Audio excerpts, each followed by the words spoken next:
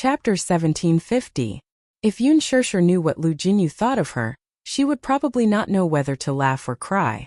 Seeing that Lu Jinyu was silently sizing her up, Yun Shirshir felt uncomfortable all over and smiled awkwardly. "Mr. Lu, you seem to be looking at me." "Mr. Lu?" Lu Jinyu was once again amused by how she addressed him. He couldn't help but tease her. "Sister-in-law, you don't have to be so formal. Just call me Jinyu." "Jinyu?" "Yes. But..."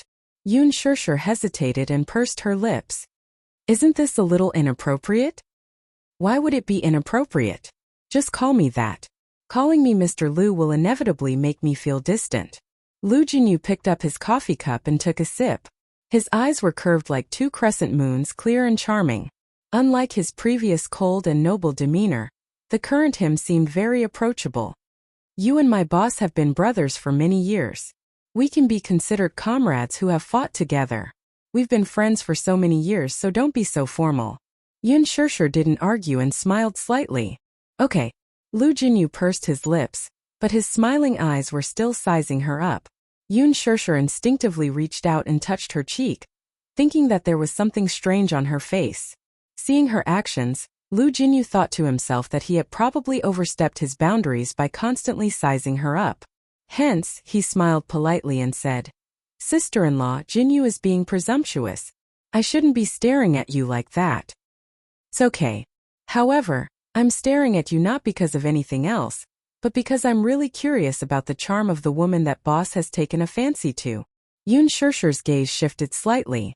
For a moment, she didn't understand what he meant.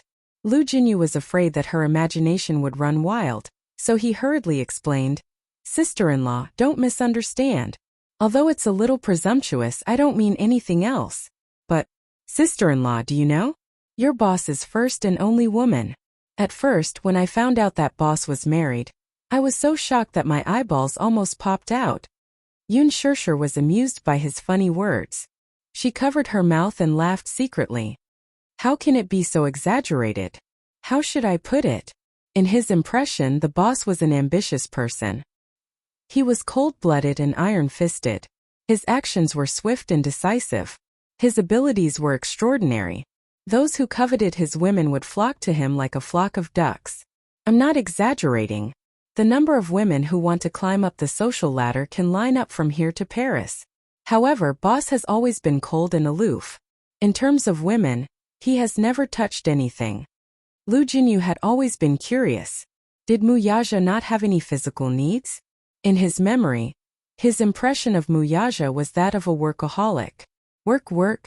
Apart from work, he was busy. When the Xingyu Financial Group was first established, he spent half of the year flying around the world. He was so busy that he didn't have any free time.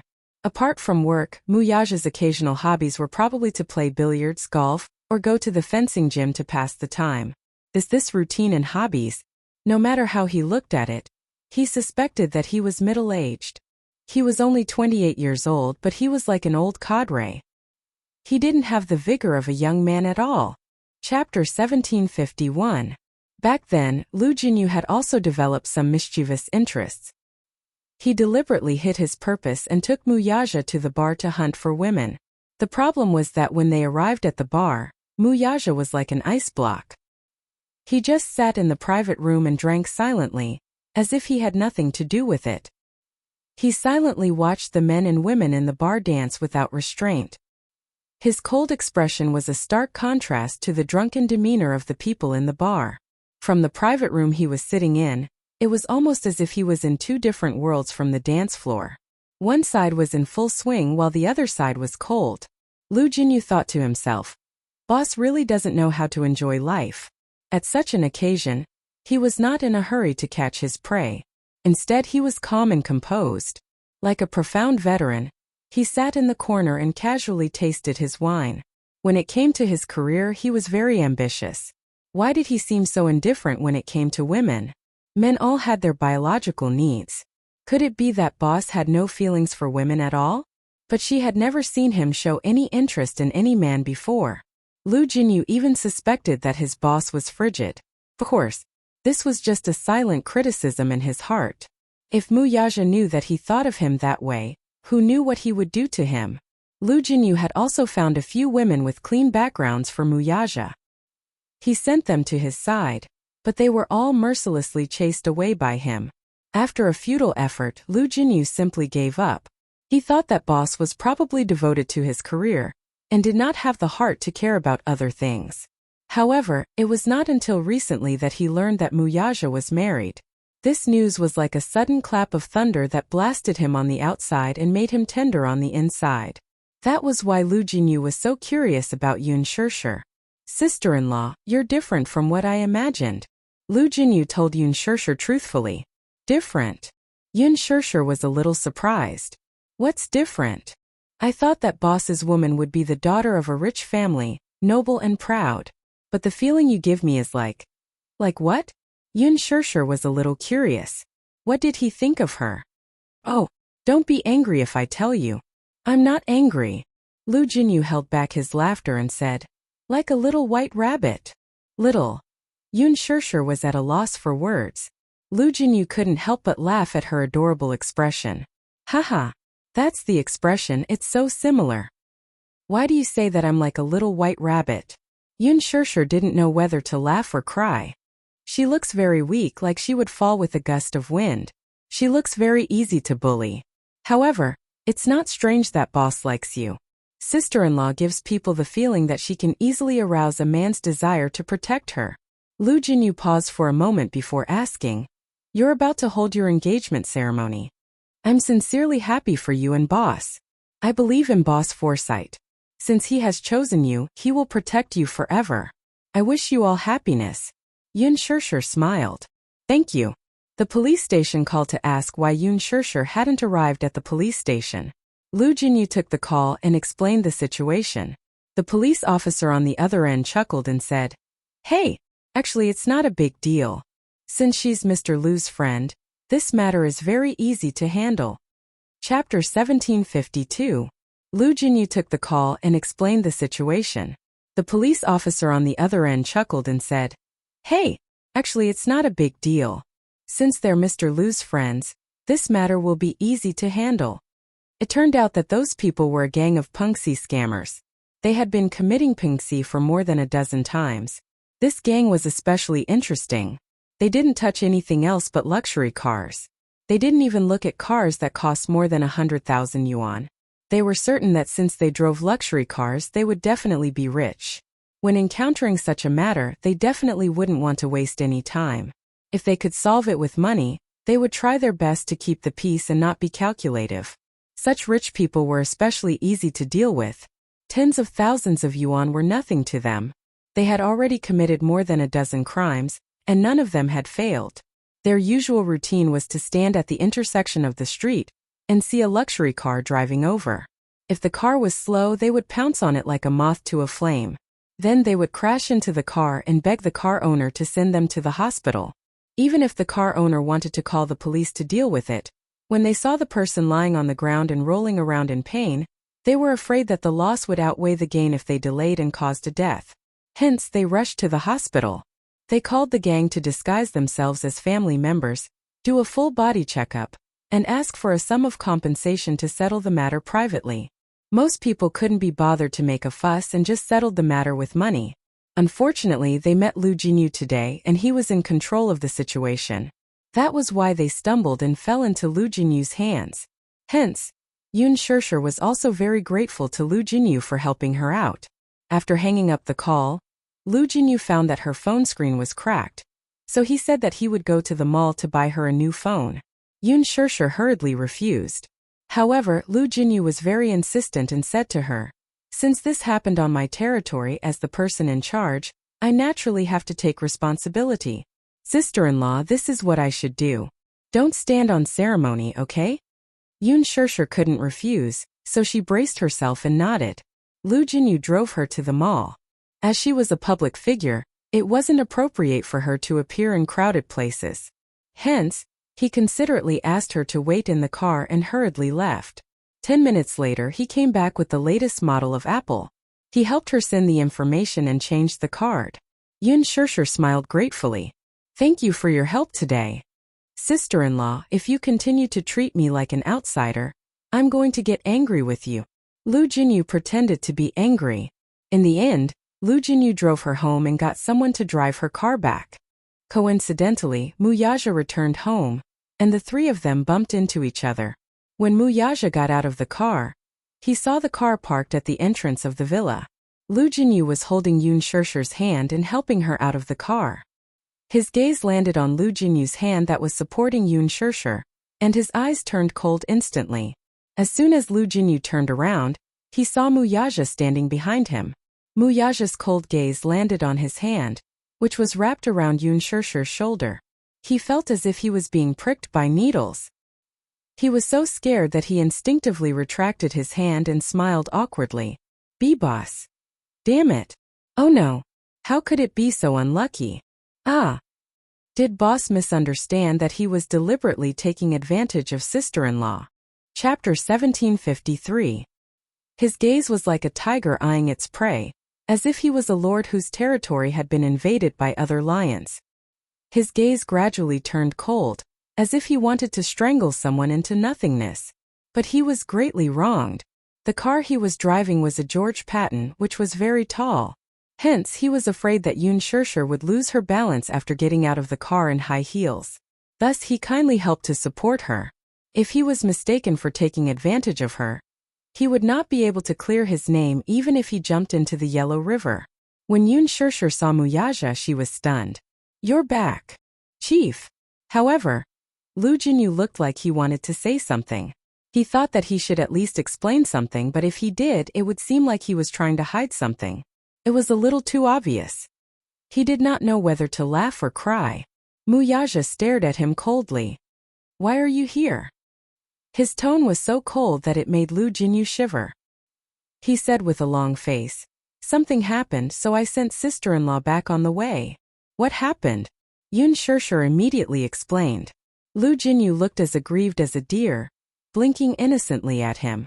After hearing the whole story, Muyaja's expression gradually softened.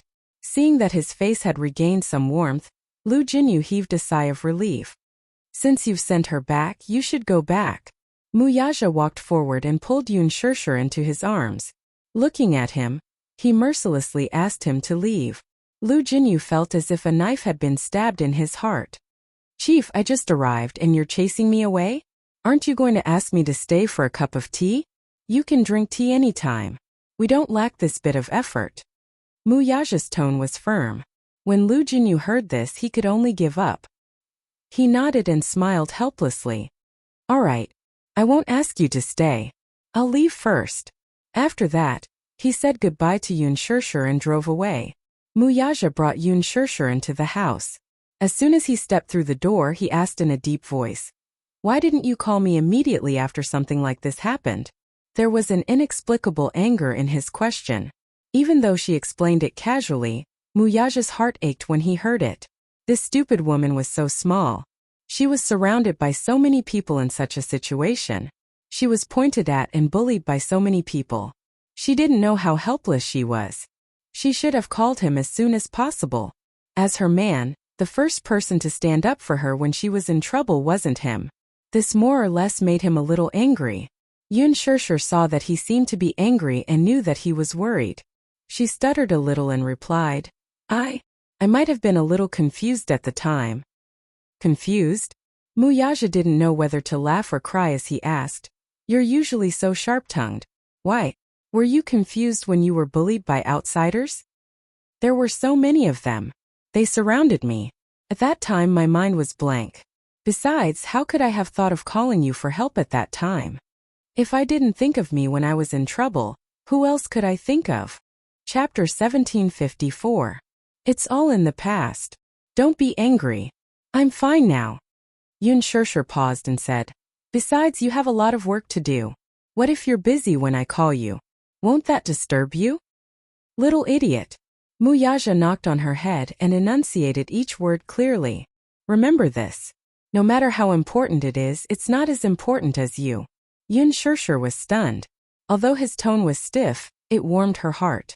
He said, "No matter how important it is, it's not as important as me." It turned out that she was so important to this man. She was more important than his career and everything else in the world.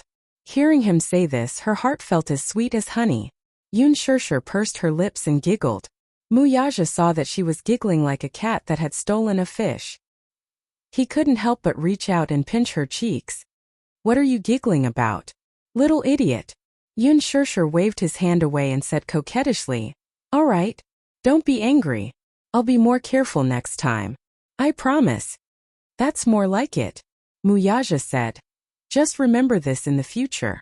However, even if you forgot to call me, you should have called the police immediately when there was a traffic accident. What were you thinking in that little head of yours? At that time I saw someone fall onto the ground. It was so pitiful. I was afraid that someone would die, so I wanted to rush to the hospital. Muyaja was speechless. Then I wanted to call the police, but my cell phone was knocked to the ground by them and broke. Yun Shirshir sighed as she said this. You?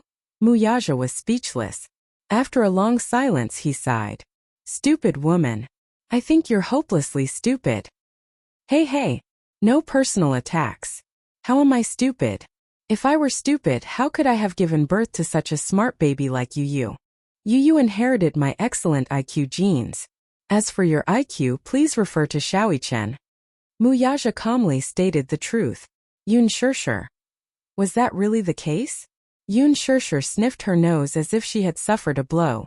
She was obviously provoked. Muyaja turned around and smiled. He suddenly raised his head and rubbed her hair. But this is also good. Okay. Yun Shirshir was confused. What's good about it? Muyaja said gently. It's better if you're a little stupid. She didn't know whether to laugh or cry. Do you like how clumsy I am? Yes. She was even more surprised. Why? Because you'll need me more if you're a little stupid. Muyaja gently caressed her cheeks. The love and tenderness in his eyes warmed her heart even more. He liked the feeling of being relied on by her all the time. In the past, he always felt that it was better for women to be a little smarter. But that was until he met her. He liked how clumsy she was. When he looked at her, a strong desire to protect her grew from the bottom of his heart. He wanted to hold her in his palms, love her and protect her. No one could covet her. It didn't matter if she was a little stupid.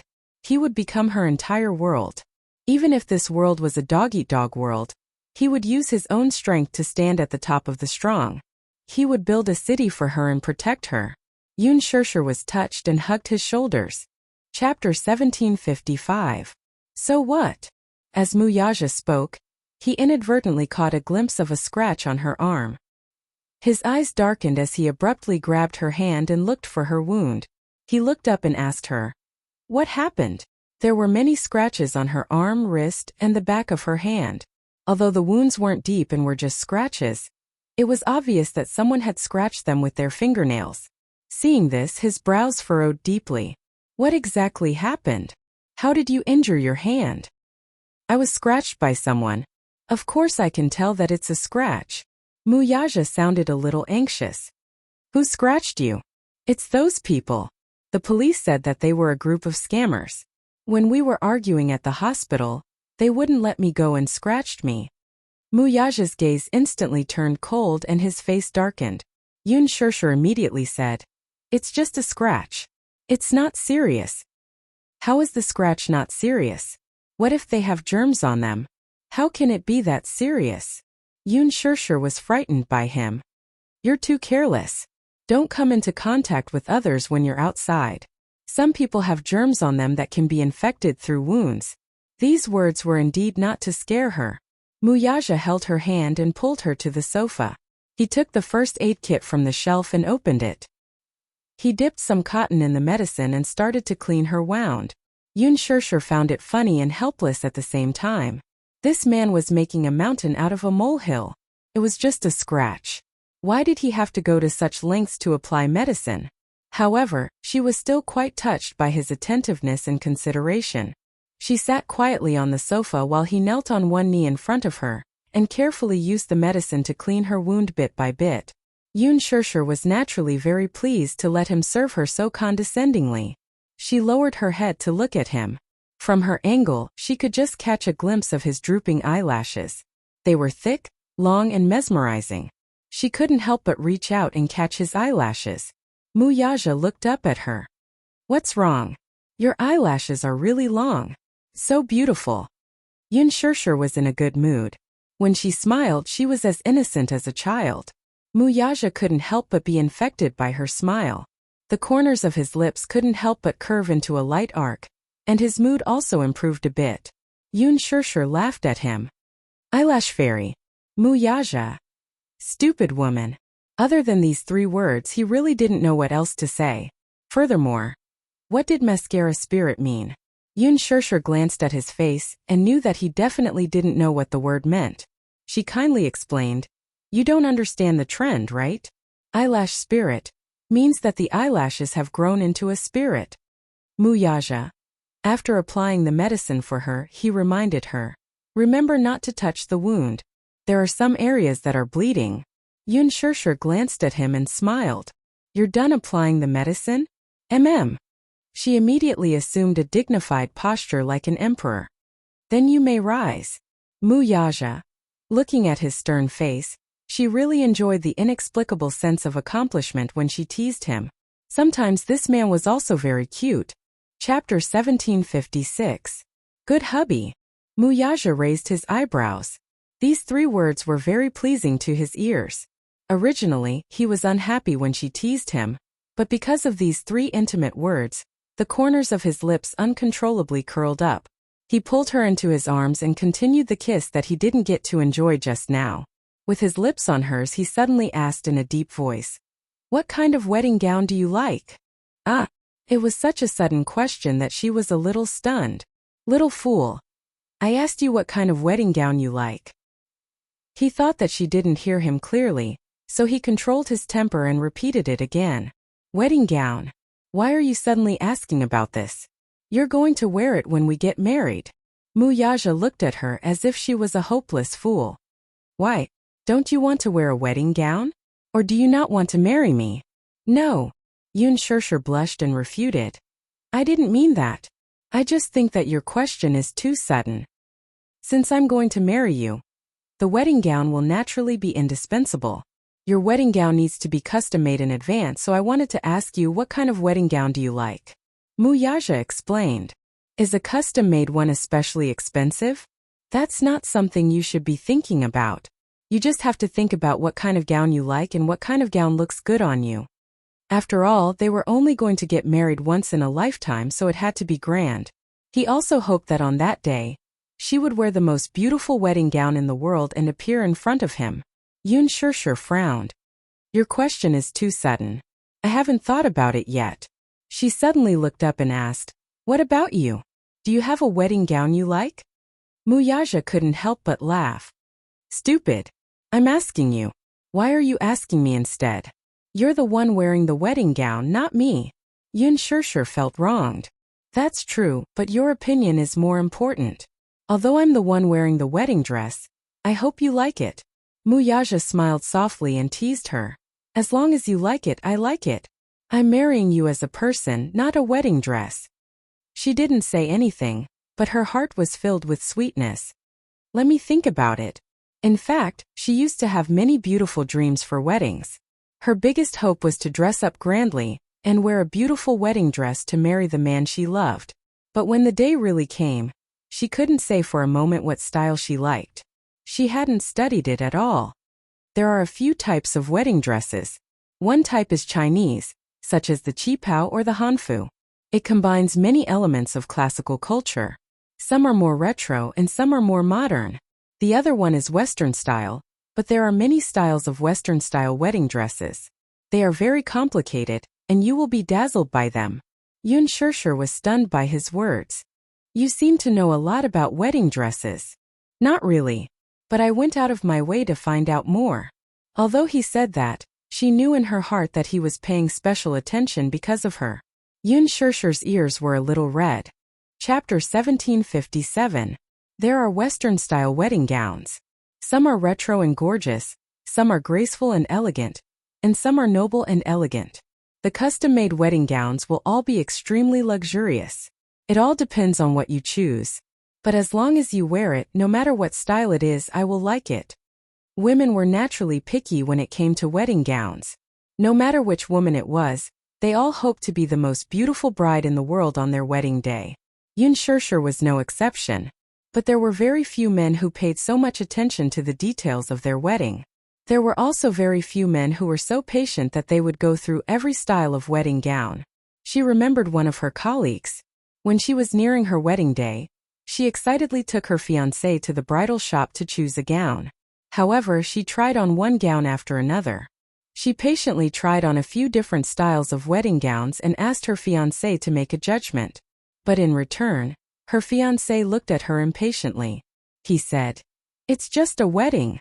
Is there a need to go through such a complicated process? The wedding gown is just a formality. It's worn during the wedding. You won't wear it again after wearing it once. Is there a need to choose so carefully?" In front of so many people, her colleague felt so wrong that her eyes turned red. They parted on the spot on bad terms. If a custom-made wedding gown is expensive, there's actually no need to do so. I think I look good in anything. What's important is that you like it, understand? Mu Yaja emphasized this point.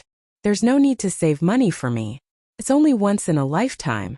How can I let you suffer? Yun Shirshir smiled sweetly, but she felt as sweet as honey. She wanted to say, "Mu Yaja, how can you dote on me so much? You're going to spoil me so much that I don't know the immensity of heaven and earth and forget myself." But when the words reached her mouth, she swallowed them back down. Wasn't it a blissful thing to be doted on by someone? Hence, she said, "Actually, I like quite a lot of styles. I've seen a wedding dress show before, and I really like a Western-style wedding dress that incorporates classic Chinese elements." The wedding dress she had her eyes on was not a traditional Chinese dress. It was an off-shoulder wedding dress with a long hemline that reached the ground, like a charming lily in full bloom. The neckline and cuffs were designed with Chinese Su embroidery. It had both the elegance and romance of French and the unique charm and elegance of the East. It was very beautiful. Since you have an idea, that's good. When the time comes, I'll contact a few wedding dress designers for you. You can tell them your idea and see how they design it. After the design is done, you only need to be responsible for choosing. They were going to custom make a wedding dress for her. Yun Shirshir was so touched that she didn't know what to do. She just nodded with a silly smile. All right. At night, she sorted out the invitations that she had yet to send out. Her gaze suddenly fell on one of the more exquisite invitations. On the name of the guest, she neatly filled in the two words Gong Jia. Would he come to her engagement party? She really wanted to receive his blessings. At the thought of this, Yun Shirshir picked up her cell phone and called Gong Jia. The call went through very quickly. "Xiao Jia, where are you?" "Sis, what's the matter?" Yun Shirshir said. "I have something for you." There was a moment of silence on the other end. Then a cold voice came through. "Is it an invitation?" "Yes, it is." Chapter 1758. Upon hearing this, Yun Shirshir couldn't help but feel a little disappointed. She had thought that this was an excuse for him not to attend the engagement ceremony. Hence, the loneliness in her heart was reflected in her tone of voice. "Xiao Jia, are you still unwilling to attend my engagement ceremony?" After 15 years of separation, she cherished the sibling relationship that she had lost and regained. But at the same time, she also hoped that her happiness would be blessed by the person closest to her in the world. Gong Jia was as important to her as little Munchkin. "Sis, I have something urgent to attend to in America. I just got off the plane and am not in the country." After a pause, Gong Jia continued. "As for the engagement ceremony, can you give me some time to consider it?" Gong Jia sounded a little helpless on the other end of the line. Yun Shirshir was stunned for a moment. Then she smiled a little dejectedly. "Xiao Jia, I won't force you or make things difficult for you. Whether you come or not, I will reserve a place for you." There was a long silence on the other end of the line. He didn't say a word, and she didn't know what he was thinking. Suddenly Gong Jia said, "Okay, got it." After hanging up the phone, Yun Shirshir sighed. Even though Gong Jia had promised her well, she didn't know if he would come on that day. Now that he was overseas, she was afraid that this meticulously prepared invitation wouldn't reach him. Yun Shirshir pursed her lips. She opened the drawer and put the invitation inside. The next day, Muyaja sent someone to send Yun Shirshir to the set and then went to the office. When Yun Shirshir returned from the set, the chauffeur sent by Muyaja sent her to the bridal gown shop. Lover, a professional custom-made gown. Even though it was just an engagement ceremony and there was no need to wear a wedding gown, this gown was still necessary. Muyaja had left the meeting early and was waiting for her in the shop. He had considered things more thoroughly, so he had arranged things very carefully. As soon as Yun Shirshir stepped into the store, she was invited into the VIP room by the manager of the dress hall. First she was measured.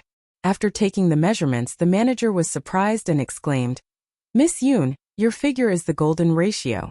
A figure like yours is a classic clothes hanger. You can do any style of gown." For a moment, she could not tell if he meant what he said or if he was just being polite, so she replied politely, "He. You flatter me." "I'm not flattering you. I'm speaking from the bottom of my heart. When we make custom-made gowns, we pay the most attention to the proportion of the body. The more perfect a person's figure was, the better they looked in clothes. The fewer restrictions there are." At the side, a few shop assistants also surrounded her and took some measurements for her.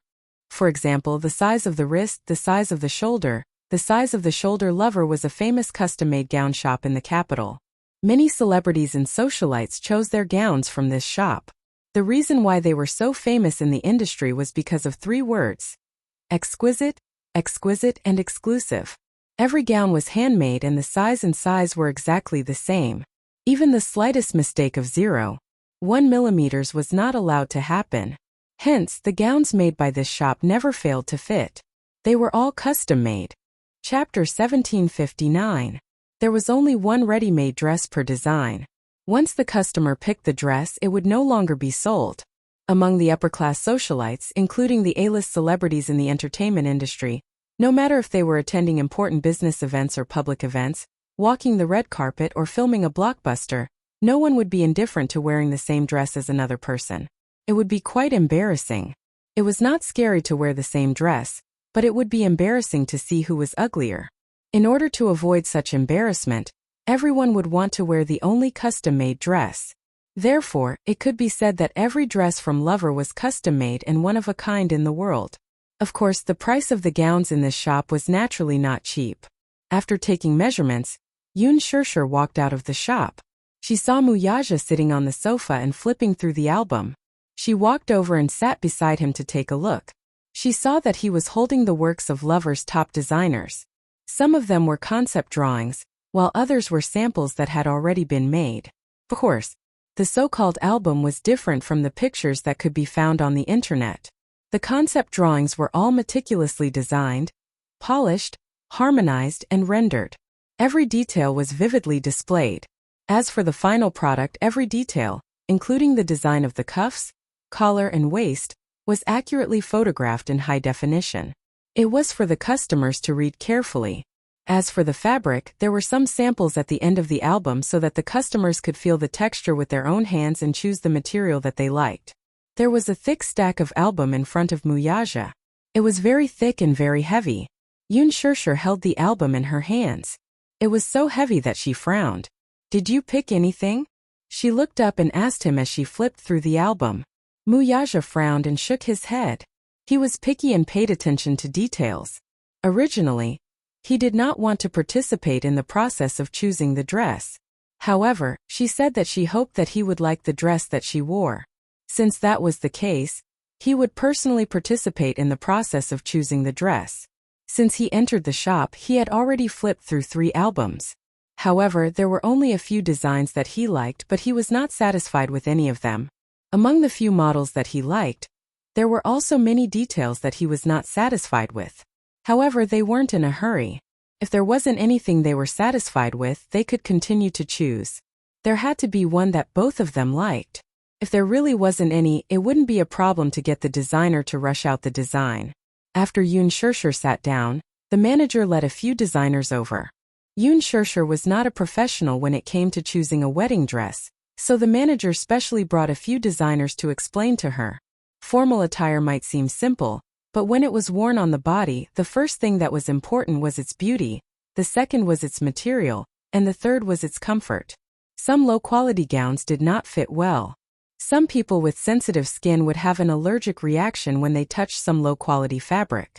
A few designers flipped through the album and showed it to her and Wuxia as they explained it in detail. At first, Yun Shishir only understood half of it, but later on, she gradually understood some of the details. Finally, after some discussion, the two of them decided on a set of formal attire. Chapter 1760. A red Chinese-style gown was more festive. On this point, the two of them were surprisingly in agreement. However, this gown was not a classic one. It was stylish and beautiful. Yun Shishir took a liking to it at first glance. Wuxia gave the manager a deadline. As the date of the engagement was approaching, the gown had to be made as soon as possible. The manager repeatedly promised that the gown would be delivered before the engagement under the condition that the quality and quantity of the gown were guaranteed. Yun Shishir sent out the last few invitations. Of course, Xiangyu, Yun Qingmiao, and Xiangyu also received an invitation. The invitations were exquisitely made, and each one was handwritten by Yun Shishir. The date and place of the engagement were written in it. It also stated that 2 nights before the engagement, Wuxia would use his private jet to bring the groom's and bride's invited guests to the island. The moment Yun Qingmiao received the invitation and saw the envelope, she was dumbfounded. "Mom! Who exactly is Yun Shishir's man? He actually has his own private jet." Yun Qinli was also in disbelief. "Gosh! I used to think that Yun Shishir's man could only be considered as Yin Fu, but now it seems that his identity is definitely not ordinary. He actually has his own private jet. How rich must he be to own such a thing?" In their eyes, only the super-rich could afford a private jet. What they did not know was that Wuxia had a total of 5 private jets under his name. 2 of them were especially luxurious VIP jets, which were used to pick up important VIPs during business negotiations. "You are one of the private jets that will be used for the engagement." Yun Qingmiao was so jealous that she could die. A few days ago, she had just seen the trailer for the movie The Green Apple on TV. At first, when she saw the beautifully edited promotional video on TV, she felt that it looked familiar. At first, she thought that it was just a coincidence. Later, the movie channel specially broadcasted the special feature and invited the director and the various main cast members to do an exclusive interview. They also edited some of the movie's highlights. When Yun Shishir appeared on the screen, her name was clearly written at the bottom of the screen. Only then did Yun Qingmiao believe that her distant cousin was actually a superstar. Yun Qingmiao was not a fan of celebrities, but Yun Qinli especially liked to watch idol dramas. Naturally, like many young girls, she especially admired Gu Xingze. When she saw Yun Shishir and Gu Xingze smiling as they sat together for an interview, she went into a frenzy.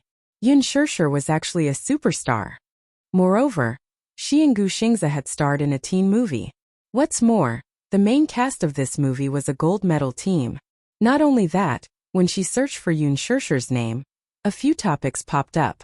Surprisingly, one of them was a popular reality TV show, The Love Diary. She stayed up all night and watched all 3 episodes of the show. For 3 whole days she could not sleep in peace. She was excited. She was excited. She was excited because she did not expect that her beloved idol would be so close to her one day. Chapter 1761. Yun Qinli especially wanted Gu Xingze's autograph.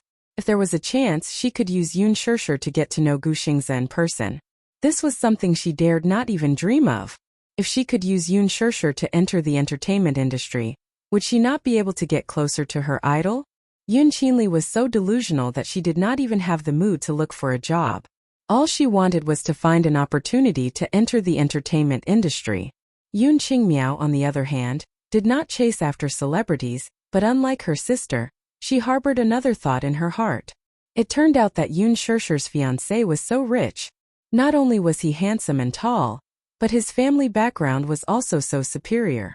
How exactly did Yun Shishir manage to hook up with such a perfect man?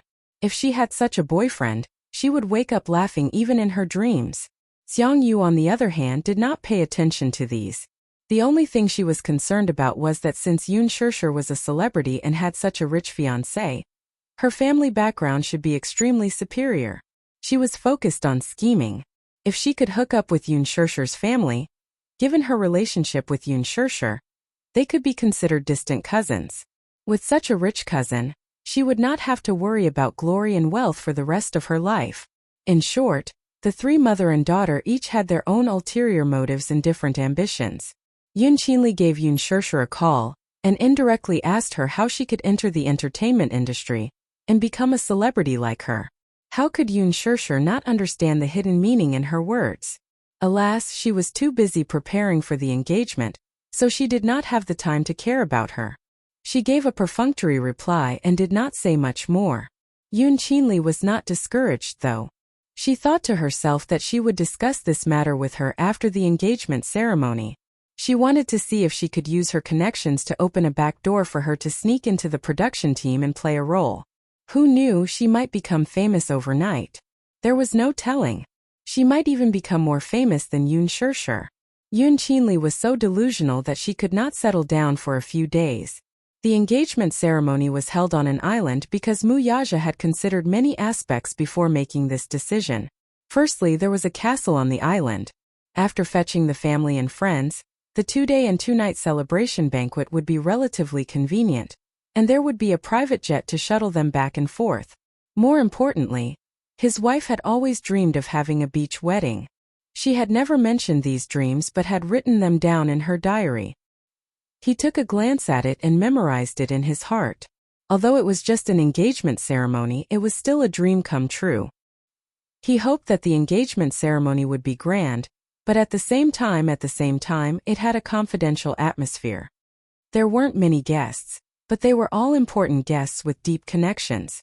If they held an engagement ceremony on an island, not only would they not be disturbed, they could also ensure the safety of these guests.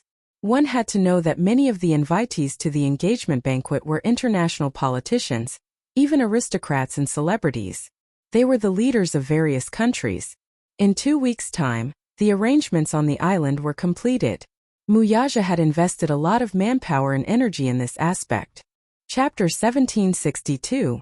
His personality dictated that as long as he was involved in something, he would naturally strive for perfection and strive for perfection. He did not like things with flaws, not to mention this was such an important moment in his life. He would not allow any mistakes in any part of the process. On the day of the wedding, he even sent out strict security.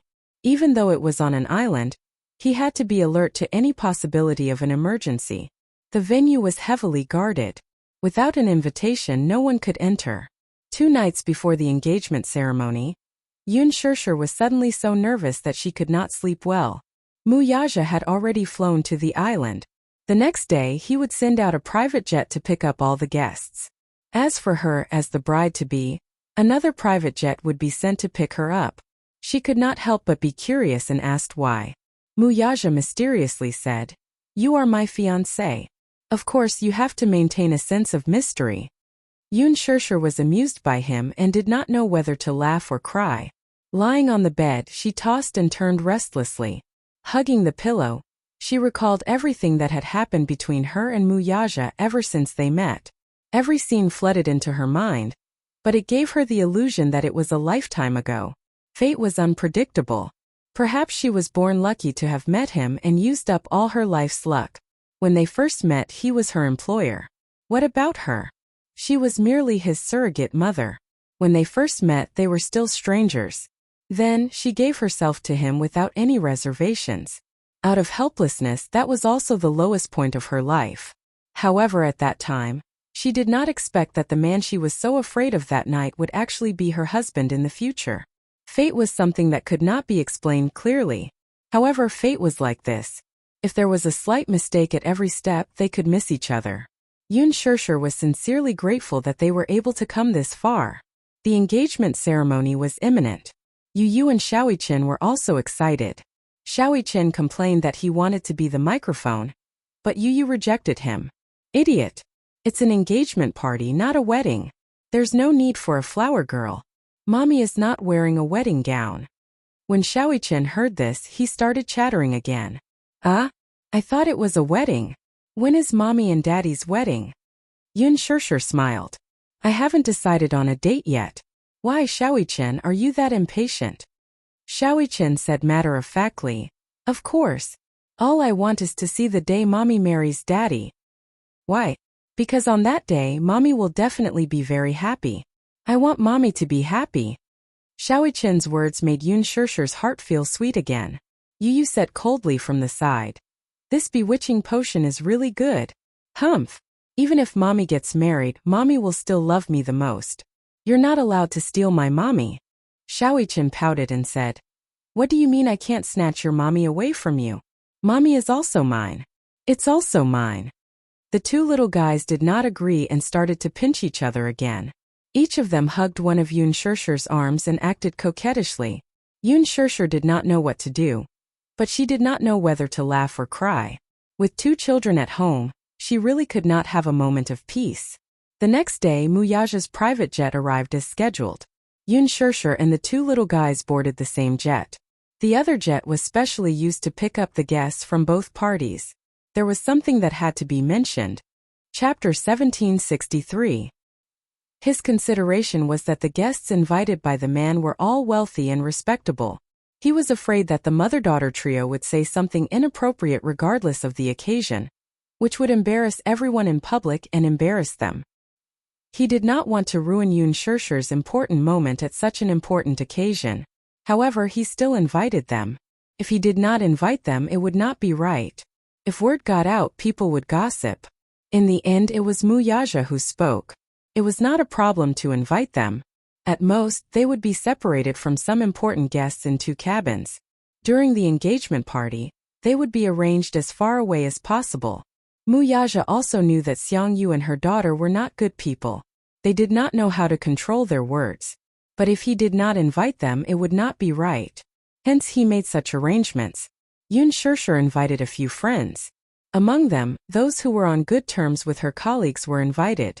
Xiao Shui, who was her best friend and future bridesmaid, was also invited. As for Zhang Li, she was the only one who was invited among all her classmates. The rest of them were all close friends of his. When it was time to board the plane, Xiao Shui was used to such situations, so she remained calm. Zhang Li, on the other hand, was completely shocked. When she was traveling, she had also taken a plane, but she had never been on such a luxurious plane. The solid wood seats, the luxurious decor, and the luxurious furnishings in the cabin all showed the style of a noble. She even dared not sit down. More importantly, the guests invited by the groom were all dignified. Some of them had even been seen on important international news. They seemed to be very influential. There were bodyguards wearing sunglasses 3 meters away from them. They did not allow outsiders to get close. What was even more surprising was that a few politicians from a certain country were also invited. A few international politicians and members of a certain country's royal family, as well as the Prime Minister and President of Country X, were allocated to the VIP cabin. The important politicians and celebrities sat in a suite. Yun Shishir's guests sat in the same cabin as some business celebrities. Even so, Zhang Li still felt quite pressured. Most of the guests who were sitting in the same cabin were people with great backgrounds, and their names could be called out. Even if he hadn't appeared on TV, there were special introductions in some financial newspapers. One of them seemed to be the CEO of a large corporation. All the famous people on the Forbes list were among them. Sitting among them, she could not help but feel the aura of these big shots in the business world. It was as if Mount Tai was pressing down on her. It was so oppressive that she could not breathe. Even if she was just casually drinking some tea, she had to pretend to be a lady in order to feel that she could adapt to such a scene. But at the same time, he felt that she was imitating others and making a fool of herself. It was neither fish nor fowl. In short, no matter what she did, she felt out of place with the nobles of this class. The huge difference between them made her unable to adapt quickly. When a person was in a high position, their temperament would be completely different from ordinary people. Moreover, these big shots at the pinnacle all had extraordinary backgrounds and were especially noble. Zhang Li resisted the urge to scream and sat in the same place, trembling with fear. She held Xiao Shui's hand tightly. She had not seen Xiao Shui for a long time. The reason she was invited this time was because they were classmates. After all, they had been classmates for 4 years. Zhang Li had been good to Yun Shishir, and Yun Shishir was grateful to her. Therefore, she made an exception and invited her from among her classmates. Chapter 1764. Due to that class reunion, everyone had parted on bad terms. She thought that her relationship with Yun Shirshir would end just like that. When Zhongli received her invitation, she was more touched than surprised. She then seriously prepared a 4-digit red packet. This was already considered a decent amount among the commoners.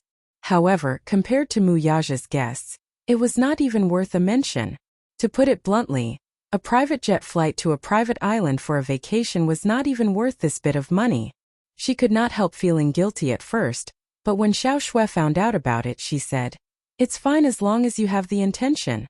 Will Shirshir care about this bit of money?" Only then did she feel more at ease. Of course, she still knew her limits and knew to save some face for Yun Shirshir. Even though she was shocked, she still pretended to be calm in the face of such an occasion. Yun Yeqing and Yun Yeho were dressed especially well for the engagement ceremony. They had prepared 2 suits, but when they boarded the plane and saw the various celebrities in the cabin, they could not help but feel a little oppressed. This feeling was indescribable. It could only be said that their status was still in a different world from Muyaja's social circle. Because of this, he could not help but feel worried for Yun Shirshir. Since ancient times, marriage was about matching the social status of the 2 families. Of course, it did not mean that the 2 families had to be of the same status, but at the very least it could not be so different. One was a commoner while the other was from the upper class. The difference between them could not be summed up in a few words. He was afraid that Yun Shirshir would inevitably suffer after marrying into the Mu family. Most of the rich and powerful would not fancy Yun Shirshir's family background. This was what he was most worried about. In the end, due to his nervousness, Yun Yeqing had no choice but to bring his younger brother to the same cabin as Xiang Yu and her daughter. The moment Xiang Yu saw Yun Yeqing, she hurriedly pulled him to the side and said, "Brother Chang, you're here. You're being a little unkind in this matter. How could your daughter be so capable to hook you up with such a rich husband? You've been hiding it from us all this time." Yun Yeqing was stunned. Xiang Yu couldn't help but ask, "What is the background of Shirshir's fiancé? From the looks of it, they've even sent out a private jet. You must have a lot of money, right?" Yun Yeqing knitted his brows in disgust at her question. "I don't care about Shirshir's fiancé's family background. I only care about whether he loves Shirshir, whether he dotes on Shirshir, and whether he treats Shirshir well. I don't care about anything else." "How can this be?" But Xiang Yu didn't agree. "He is your son-in-law. You don't even know him well. Why do you care about him?" Then she guessed mysteriously, "I think his background is not simple. How could he afford such a luxurious private jet if he wasn't a billionaire? Brother Chung, if you ask me, Shirshir is really not bad at all. With her finding such a rich husband for you, you won't have to worry about your wealth in the future." Chapter 1765. Yun Yeqing gave her a lukewarm smile and glanced at her expressionlessly. "I don't care about these things. Shirshir being able to find a man who loves her, and their children being able to spend the rest of their lives together, is the most important thing. Everything else, be it rich or poor, is secondary." "Sai, look at you. You have the life of luxury, so why are you so unappreciative?" She was exasperated at his failure to live up to her expectations. Yun Qingmiao, who was curious, also came forward and inquired, "Uncle, Shirshir is really lucky. She can find such a handsome and rich husband. One can't be too worldly when looking at things and people. When 2 people are together, the most important thing is their feelings. Other material conditions are not important at all." Yun Yeqing did not take this matter seriously. He had never thought of the glory and wealth he could enjoy in the future if Yun Shirshir and Muyaja were together. To put it bluntly, if Yun Shirshir led a good life, he was willing to work harder for the rest of his life. That was what he really thought, and that was what he did. After returning to the capital, he immediately found a job to take care of Yun Yeho while working. While he still had some stamina, he could work a job and earn some money to reduce her burden. Alas, neither Xiang Yu nor Yun Qingmiao thought the same. To them, his words sounded a little pompous. Yun Qingmiao smiled and said, "Uncle, what are you saying? If her fiancé isn't rich, will Shirshir still fancy him? Isn't she with him so that she can have a better life in the future? If she marries such a rich man, she can live a comfortable and carefree life as a rich madam for the rest of her life. She doesn't have to work or earn money as she has a husband to support her. As long as she works hard to give birth to his children, her life in the future will be very comfortable. Xiang Yu also sighed at the side. That's right. Shurshu's good fortune was not something that could be obtained through envy. If possible, let Qingmiao and Qinli visit Shurshu and learn from her. In the future, they can also find me 2 rich husbands. That would be great. At this point, Yun Yeqing did not want to talk to them anymore. Some things can't be asked for. After a pause, he reminded them again. Xiang Yu, Qingmiao, Qinli. There are a lot of influential people at this engagement ceremony. When the time comes, remember not to speak carelessly. Be careful with your words and actions, and at least know your limits when you speak. Hearing this, Xiang Yu's expression changed, and displeasure appeared in her eyes. Brother Cheng, what are you talking about? Shurshu just got engaged, and you're already setting up the rules. What, are you afraid that the 3 of us will embarrass Shurshu? Don't you think it's inappropriate to say that? Yun Yeqing thought in dissatisfaction. It's precisely because the 3 of them are unreliable in their words and actions. Otherwise, why would I give them such advice? Xiang Yu only took it that he was being arrogant in front of them. His daughter had married into a rich family, yet he was starting to despise them for being poor and lacking in class. It was just marrying into a rich family. Did he have to be so lofty in his words? His pretense was quite impressive. Wasn't he just afraid that they would embarrass themselves in public? Did he have to speak like this? Chapter 1766. Sigh. I'm just worried. To be honest, most of the guests invited by the groom this time are people of status. I don't dare to speak carelessly for fear of being laughed at, so just keep your mouth shut when the time comes. Unwillingly, Xiang Yu agreed. However, she had another thought in mind. Once Yun Yeqing was gone, she immediately whispered to Yun Qingmiao, "Did you hear that? All the guests this time are people of status. Aren't you going to let me seize this opportunity?" Although Yun Qingmiao pretended to be calm on the surface, she could not hide the excitement in her heart. She held her mother's hand tightly, clearly at a loss for what to do. "Mom, in that case, are all the people who came to the wedding banquet this time influential people?" Her mother snorted. "What do you think? Most of them are either rich or powerful. Didn't you hear what your uncle said earlier? He said that many of the guests at this engagement party are people of status and influence. Hee. Shurshu's fiancé is so influential that he even owns several private jets. How can the guests he invited be third-rate people?" Yun Qingmiao was elated to hear that, but she was full of expectations for the upcoming engagement party. She longed to meet a person of status and power like Wuxia. He was tall, handsome, and powerful. Most importantly, he seemed to have inexhaustible wealth. Perhaps it was because he was used to living a hard life. He had never enjoyed a good life since he was young. When he was young, he went to work in the factory. In the electronics factory day after day, year after year. He worked 12 hours a day and only had 2 days of rest a month. Yet, he could only earn a salary of a little more than 3,000 yuan. At first, she was quite satisfied with this salary. 3,000 yuan was considered a good income in the countryside. However, there was no harm in comparison. When she followed her mother into this bustling metropolis, she saw real estate with an average price of tens of thousands, luxury cars that easily cost hundreds of thousands, mobile phones that cost a few thousand, luxury goods that cost tens of thousands, bags, lipsticks, cosmetics. To her, almost everything was full of impactful temptation. She suddenly felt that a monthly salary of 3,000 yuan was nothing. Living in such a huge international city, even if it was only a few tens of thousands of yuan, it might be difficult to make ends meet in a month. But if she could marry a rich husband, that would be a different story. She could also afford to drive a luxury car, live in a villa, buy Hermes bags that cost hundreds of thousands, and buy high-end cosmetics. She could walk through the bustling department stores and buy whatever she liked without hesitation. She yearned for such a carefree life. Therefore, she was extremely envious of Yun Shurshu. However, it was important to know one's own limitations. Yun Qingmiao was well aware that her looks could not compare to Yun Shurshu's.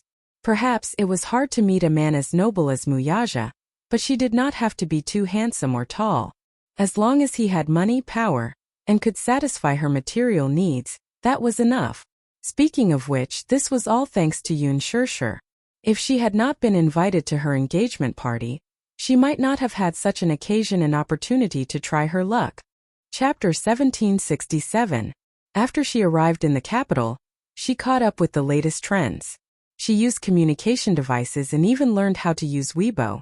She followed Gu Xing's account on Weibo and saw a lot of intimate interactions between him and Yun Shirshir. She was very excited. It seemed that the two of them had a good relationship. While she was jealous, she was also looking forward to seeing if Gu Xingzi would attend the engagement party. If he did, she wanted to sit next to him. Even if she could only look at him from a close distance, she would be very satisfied. Of course, these were just wishful thinking. If he did not show up, then she would only be disappointed. However, Yun Qinli was destined to be disappointed this time. Yun Shirshir did not invite Gu Xingzi. Actually, she had wanted to invite Gu Xingzi, but she gave up the idea after considering Mu Yaja's feelings. If he didn't like someone, she would consider his feelings and keep a little distance. Yun Shirshir's plane arrived at the island first. After the plane landed on the tarmac, bodyguards escorted her all the way to the castle. However, the interesting thing was that after she got into the car, the bodyguard covered her eyes. While she was feeling uneasy and suspicious, the bodyguard said that it was the boss's idea. The boss was probably referring to Mu Yaja. What was this guy trying to do by pretending to be mysterious? Yun Shirshir was puzzled, but she did not say anything and allowed them to cover her eyes. When she got out of the car, she was carefully led into the castle. Just as she entered the castle, the crisp sound of high heels hitting the marble floor reminded her of where she was. "Can I take it off now?" she asked softly. She could not see anything in front of her, and this made her feel very uneasy. The cold and respectful voice beside her said, "Sorry, please wait for a moment. Follow me upstairs." Suddenly he reminded her, "Be careful of the stairs." With the help of the bodyguards, she was led all the way to the 4th floor. In a daze, she did not know how many flights of stairs she had taken. Finally, she stopped in front of a door. After the bodyguard sent her into the room, he quietly retreated, closed the door, and left. Yun Shirshir waved her hands in the air for a long time before she took off the blindfold in a daze. However, when she opened her eyes, she was instantly mesmerized by the luxurious and elegant decor in front of her. Inside the huge room, the ceiling was more than 5 meters high. As far as the eye could see, the richly ornamented beams and painted rafters were luxurious and elegant. The unique retro and luxurious style of European medieval royalty was fully reflected. There were bright floor-to-ceiling windows and an arched door decorated with holy flowers. Past the arched door was the bedroom. There was a princess bed that was 2 meters wide and 3 meters long. The pink curtains were gently swaying, half-closed. Above her head, there was a complicated and beautiful crystal chandelier, elegant and beautiful paintings, an exquisite dressing table, and a high-quality solid wood wardrobe, all of which were luxurious. Everything in front of him was something that could only be seen in movies, but now it was happening right before his eyes. She still remembered a fairy tale movie she had watched when she was young. The female lead was a royal princess who lived carefree in a dreamy castle manor. Every day, she would wake up in a luxurious princess room like the one in front of her. This was the princess room of her dreams. This was the real princess room. Chapter 1768. Yun Shirshir was pleasantly surprised as she walked to the floor-to-ceiling window. Through the clear window she could see the vast blue ocean, the spotlessly white beach and the seagulls circling around in the air. The tender green lawn had already been decorated. From this position, she could see the back garden of the castle. The fresh flowers were in full bloom and it was a beautiful sight to behold. This wasn't the first time she had come to this castle, but the scenery that she saw the previous time was completely different from this time. It looked like a certain man had put in a lot of effort to redecorate the castle according to her dreams. It was too beautiful. It was really too beautiful. If she could, she really wanted to live here for the rest of her life. How blissful would that be? She loved the boundless blue ocean and spotlessly white beach the most. This was the fairy tale wonderland of her dreams. Yun Shirshir clutched her chest as her heart was beating like thunder. Everything in front of her gave her a huge surprise. A pair of arms suddenly hugged her from behind. Following that, she was pulled into an embrace from behind by a strong arm. The man's unique magnetic voice was close to her ear as it sounded, Do you like it? Yoon Shirshir raised her head abruptly and met with Muyaja's deep and charming eyes. She smiled, but it looked like she was crying yet not laughing. I like it. I like it so much. Yoon Shirshir turned her head back to look out of the window, but she still couldn't regain her senses. Did you prepare these for me? She found it hard to believe and felt as if she was in a dream. Muyaja, however, rubbed her nose affectionately. Who else could it be? You? Yoon Shirshir was touched by his meticulousness once again. This man. How could he be so meticulous? Also, was he a roundworm in her stomach? Why was it that he always seemed to be able to guess what she was thinking? How did he do it? It's good that you like it. Muyaja saw the corners of her lips curled upwards, and he couldn't help but reveal a gratified smile. Earlier on, he was even a little nervous. He, who had always been the one to decide life and death in the midst of bloody storms, was actually a little nervous at this moment. He was secretly angry at himself, but at the same time he was careful, afraid that she would not like it at all. Now, seeing the yearning in her eyes that she didn't hide at all, his heart finally calmed down. Yoon Shirshir was about to say something when someone knocked on the door. Muyaja said, "Come in." The door was open from the outside and several elegantly dressed designers walked in with a set of gowns. "Chairman Mu, the gown is here. Would you like Miss Yoon to try it on?" That person asked. Muyaja looked at her. "Give it a try?" "Yes. Miss Yoon, please try it on. If there's anything you're not satisfied with, we'll immediately send someone to rectify it overnight." Yoon Shirshir nodded and cooperated. Okay. Several designers sent Yoon Shirshir into the cloakroom, drew the curtains and tried on the clothes for her. Muyaja was waiting on the sofa outside.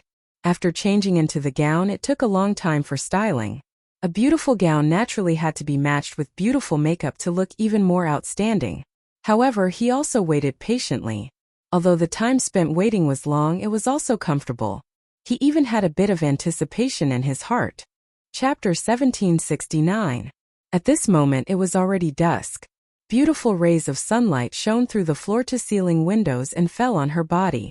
Her long gown seemed to be plated with a faint layer of gold, emitting a holy light, exquisite and beautiful. This gown was a combination of Chinese and Western fashion elements. The skirt was a floor-to-ceiling long dress with a long hemline. The collar and sleeves were the most beautiful elements of Han Chinese clothing, especially the Su embroidery. It was classical and elegant, adding a thick stroke of color to this gown. The gown used a gradual change of color. From the collar to the hemline it went from light to dark. At first glance it was like a fairy condensed from roses, magnificent and noble. The neckline was designed with an off-shoulder design and exquisite suzhou embroidery. Every stitch was flawless, especially the embroidery on the neckline. Even if one were to zoom in and look at it carefully, one would still be amazed by how exquisite it was. This was simply a masterpiece. It was designed by a famous designer and handmade. It was definitely not empty talk. Not to mention Yoon Shirshir's devilish figure, which was perfectly reflected in this gown. The unique design on the chest at first glance was like a design made of peonies.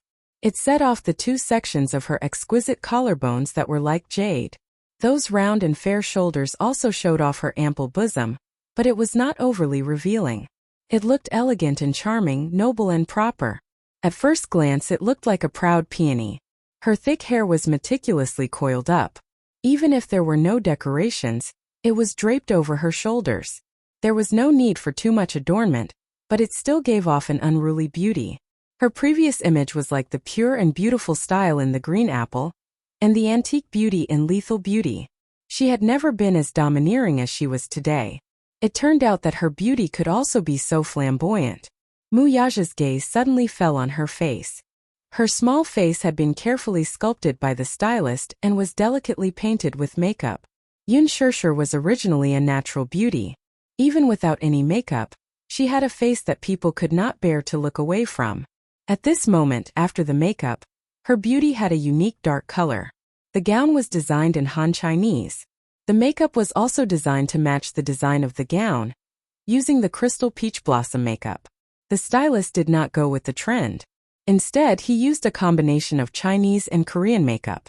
Her curved willow-like eyebrows were slightly smooth, and light brown eyebrow powder that outlined her eyebrows, thick and curly long.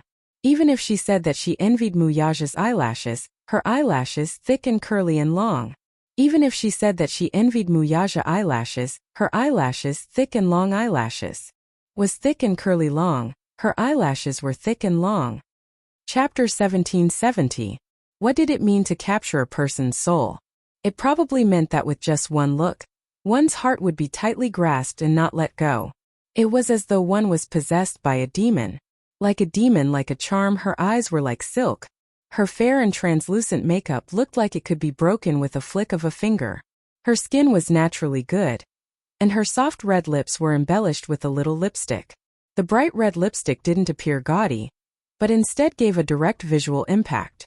Her black hair, black eyes, and red lips were moist and moist. When the corners of her lips curved slightly, it was like a blooming flower. He couldn't wait to kiss it and smell that sweet fragrance. Muyaja's throat tightened slightly. He held his breath deeply and held it. His gaze fell on her body, but he couldn't bear to look away. It was as though he had tasted a mouthful of wine that had been sealed for 100 years. Just one mouthful and his heart felt slightly tipsy. Even his body felt a little hot. But he knew in his heart that this reaction wasn't because he had drunk the wine. The man suddenly stood up and walked in front of her.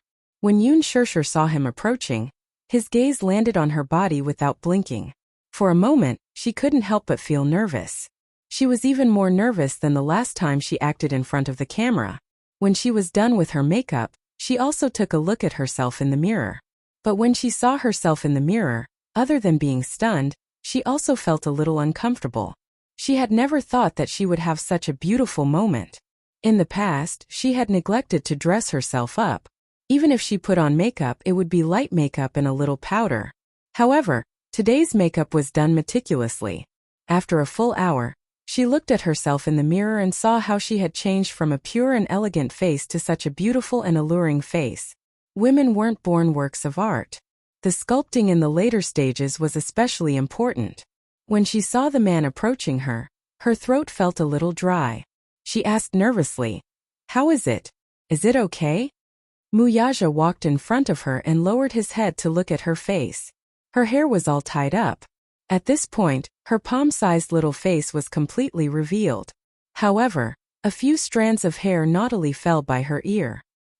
He suddenly reached out and tucked those strands of hair behind her ear. Because of his careless touch, she shyly lowered her head. Her elf-like ears were actually slightly hot and red. It was obvious that she was shy. This little idiot was always so easily embarrassed. Furthermore, due to the nature of her skin, even the slightest bit of shyness would quickly show itself. Noticing that she was lowering her head, he reached out his finger and lifted her chin with some dissatisfaction.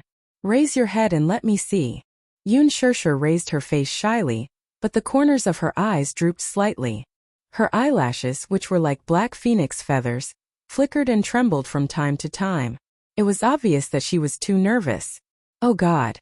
How could she be so nervous? What a disappointment! Yun Shirshir was secretly embarrassed and annoyed. She couldn't help but clench her fists a little tighter. However, she heard his mellow voice say warmly above her head, "Very beautiful." The sudden voice made the air in her brain thin for a few seconds. Her face heated up even more. Really? She looked at him and saw that the amazement in his eyes was undisguised. His heart was moved.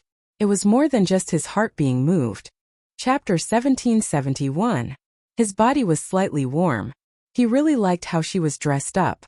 He opened his mouth again and said with a smile, "You look very beautiful like this." He used an exclamation. Even if it was just a short sentence, it was undoubtedly the highest praise he could give her. When the designer standing behind him heard this, they were also deeply encouraged. To them, when their designs were worn by a beautiful woman, it was the greatest affirmation. To be able to receive Muyaja's approval made them even more elated. To the designers, to be able to receive the approval of this distinguished guest in front of them was the highest praise. However, at this time they were still sensible and knew how to observe the situation. The two of them looked at each other, understood tacitly, and quietly left. The door was tightly shut. In the huge bedroom, only the two of them were left. Muyaja reached out and hugged her waist. The tailoring of the exquisite design behind her back was extraordinarily good. This gown was especially comfortable on her body. It wasn't tight or loose. Every inch of curve seemed to be completely natural. He hugged her and pulled her into his embrace. From the angle where he lowered his head, he could see her pair of eyelashes fluttering like butterfly wings.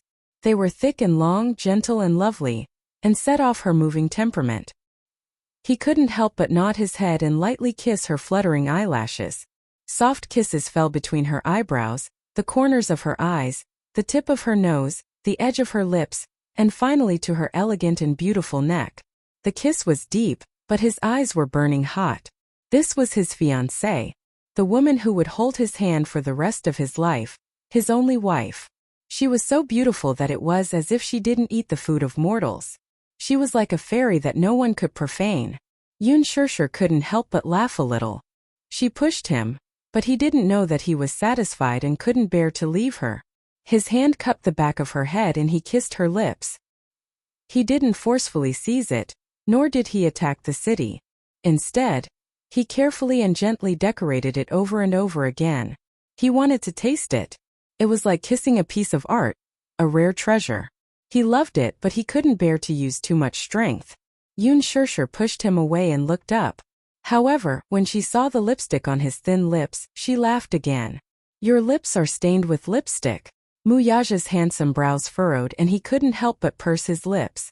This time it was even more obvious. Thus he subconsciously reached out to wipe it off, but she stopped him. "Don't move. I'll clean it for you." She carefully reached out her fingers and used her fingertips to gently wipe the lipstick off his thin lips.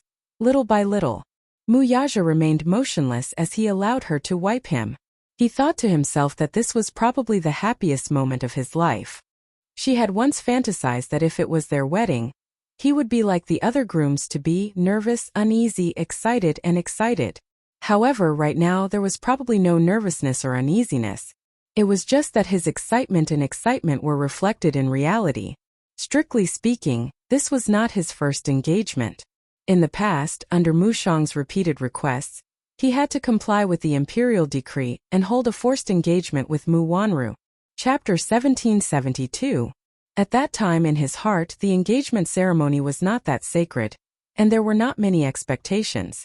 It was just a dispensable ceremony. As long as the person was there it was fine. The engagement ceremony was held in the hotel, and everything was carried out according to the normal procedures. Just before the engagement ceremony, he rushed over from the company's morning meeting. Looking at Mu Wanru's face, he was not touched. Instead, he felt a deep sense of disgust from the bottom of his heart. At that time the engagement ceremony did not leave a deep impression on him. Among the blessings that were either feigned civility or had ulterior motives, he went through the entire process as if he was putting on a show. He had never thought that there would be a day when he would put so much effort into an engagement ceremony. Yoon Shurshur did not know how much effort he had put into this engagement ceremony. Everything was done by himself. Even this huge bedroom was redecorated according to his ideas by the designers. But now, when he saw his fiancée standing in front of him with a sweet smile, his heart was greatly touched. Muyaja curled his lips slightly, but he could not help but smile. He caressed her cheek as if he had not had enough. Yoon Shurshur slapped his hand away coquettishly. "Don't touch. You're going to ruin my makeup." But he said, "You'll look good even if you ruin it." Yoon Shurshur was stunned. She did not expect that he would take the initiative to say such sweet words of love. She laughed and teased him. "I didn't expect that sometimes your mouth can be so sweet." Muyaja glanced at her and caught the secret smile in her eyes. He reached out and easily caught her hand. Nodding his head again, he covered her mouth with his and whispered, "I never lie. You're good-looking and you're good-looking." "Hey, are you trying to bewitch me?" Yoon Shurshur said coquettishly. "Stop it. Don't try to confuse me with sweet words." "Really?" Muyaja emphasized again and again.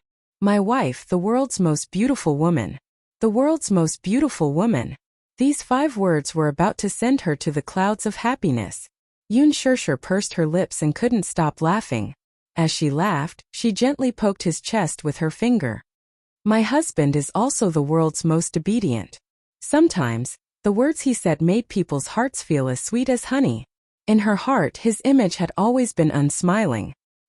He was always cold and resolute, but she didn't expect him to have such a gentle side. Obedient? Muyaja repeated this word in his heart and furrowed his brows. Yes. Muyaja laughed deeply. This was the first time someone had used the word obedient to describe him. Listening to his laughter, Yun Shirshir could not help but indulge in it, and her heart collapsed. His voice was extremely low, and when he laughed it was extremely magnetic. It possessed an extraordinary bewitching power, and people couldn't help but be captivated. She didn't have any ability to resist his laughter. Muyaja raised his eyebrows and pinched her nose. Obedient? Are you sure you want to use this word to describe me? Can't I? Either way, it's all up to you. Yun Shirshir suddenly couldn't help but hug him. Her hands folded behind his waist, and her face gently rested on his chest. There was a kind of dreamlike happiness. Chapter 1773. Muyaja gently caressed her silky hair, only to hear her say worriedly, "If you continue to spoil me like this, won't you spoil me?" Would he spoil her until she became even more arrogant, willful, and unruly? However, Muyaja said matter-of-factly, "I should spoil you until you're unruly, like a little princess, willful and arrogant. I'll spoil you more than anyone else." She couldn't help but feel a little surprised. Why? He looked down at her and smiled gently. "Because this way, you won't be able to leave me." He would spoil her a little more. She would rely on him a little more. He liked her dependence. Even if they were together, he would never tire of it. If Lu Jinyu were present at this moment and saw this scene, he would definitely sigh like an old man. This is the sour smell of love. What a torment for single people. At the same time, he would also silently complain that Boss was such a cold-hearted man. Who would have thought that he couldn't escape the fate of being a slave to his wife even when he was deeply in love? Yun Shirshir didn't know whether to laugh or cry. Slave to his wife. His wife came first. She was also happy. Muyaja glanced out of the corner of his eye and saw a pair of red high heels quietly placed on the low table. He suddenly picked her up and carried her to the sofa. Then, he knelt on one knee in front of her and picked up one of her high heels with one hand. His other hand, under her skirt, easily grabbed one of her fair and tender feet. His touch made her involuntarily shrink back shyly. However, he didn't allow her to retreat and held her foot firmly in his hand. Her feet were really not big. They were only about size 35 to 36. She was not short, but her small feet were not even as big as his palm. She was so small and her hands were so small.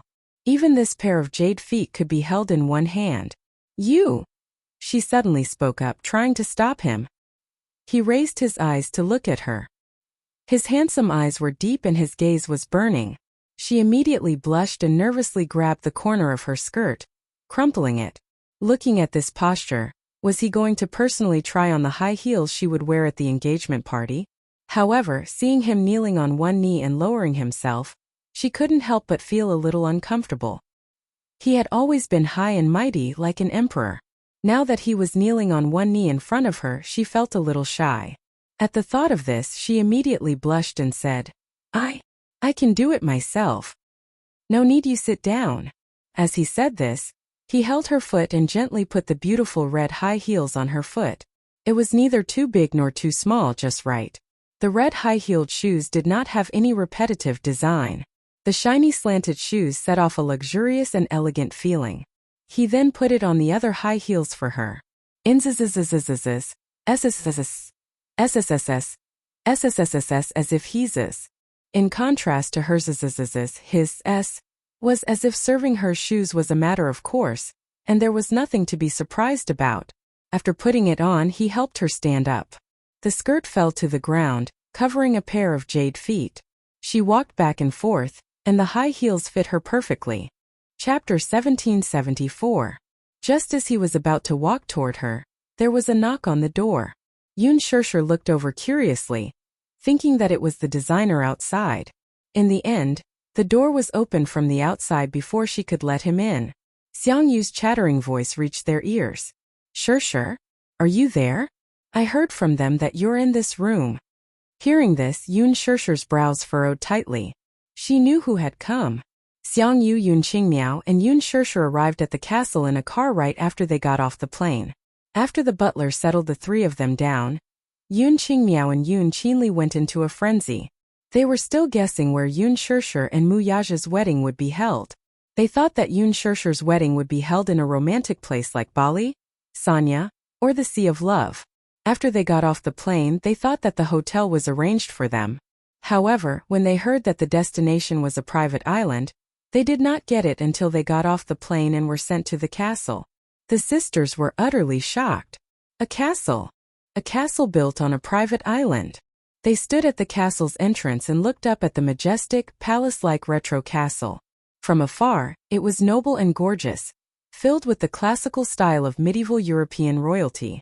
At first, they were still in disbelief and convulsion. It was only when the butler welcomed them in that they dared to believe what was happening before their eyes. Oh God! How rich is Yun Shishir's fiancé? To be able to own his own castle on a private island, he must be worth at least hundreds of millions of yuan. They heard that there were exclusive helicopters and luxury yachts on the island.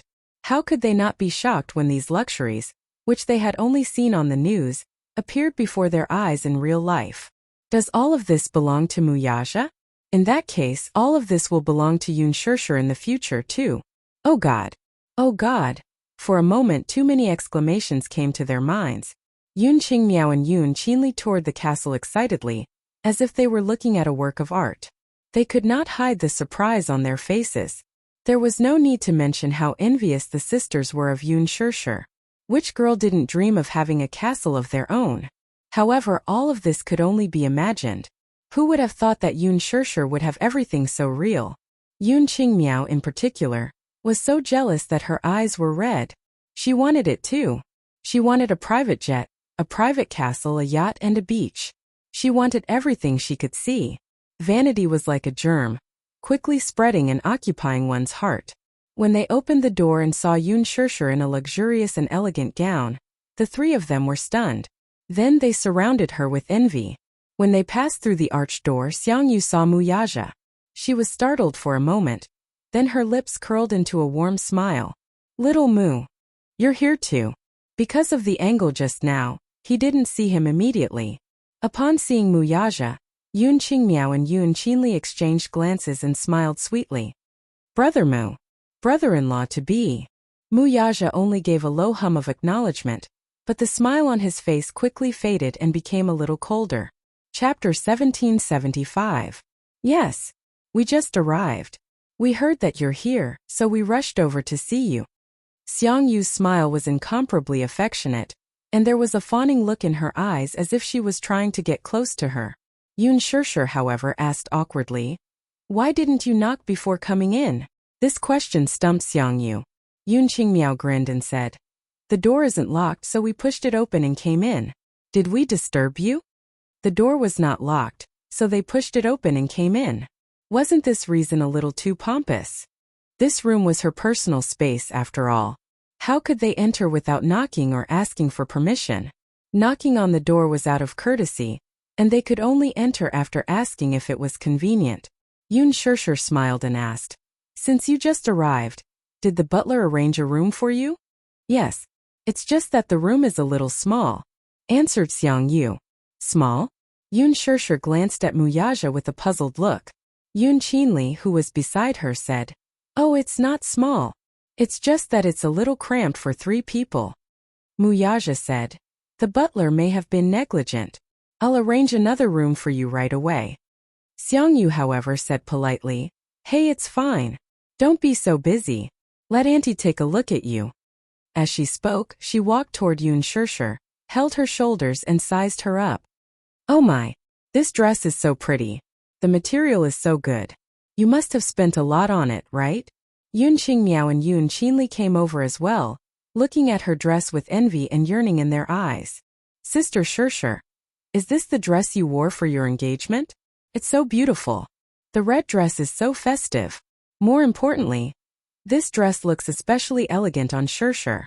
Shishir, you're so beautiful, just like a princess." Yun Qingmiao continued to bewitch her too, So much so that Yun Shirshir could not get used to their competing praises for a while. What's going on?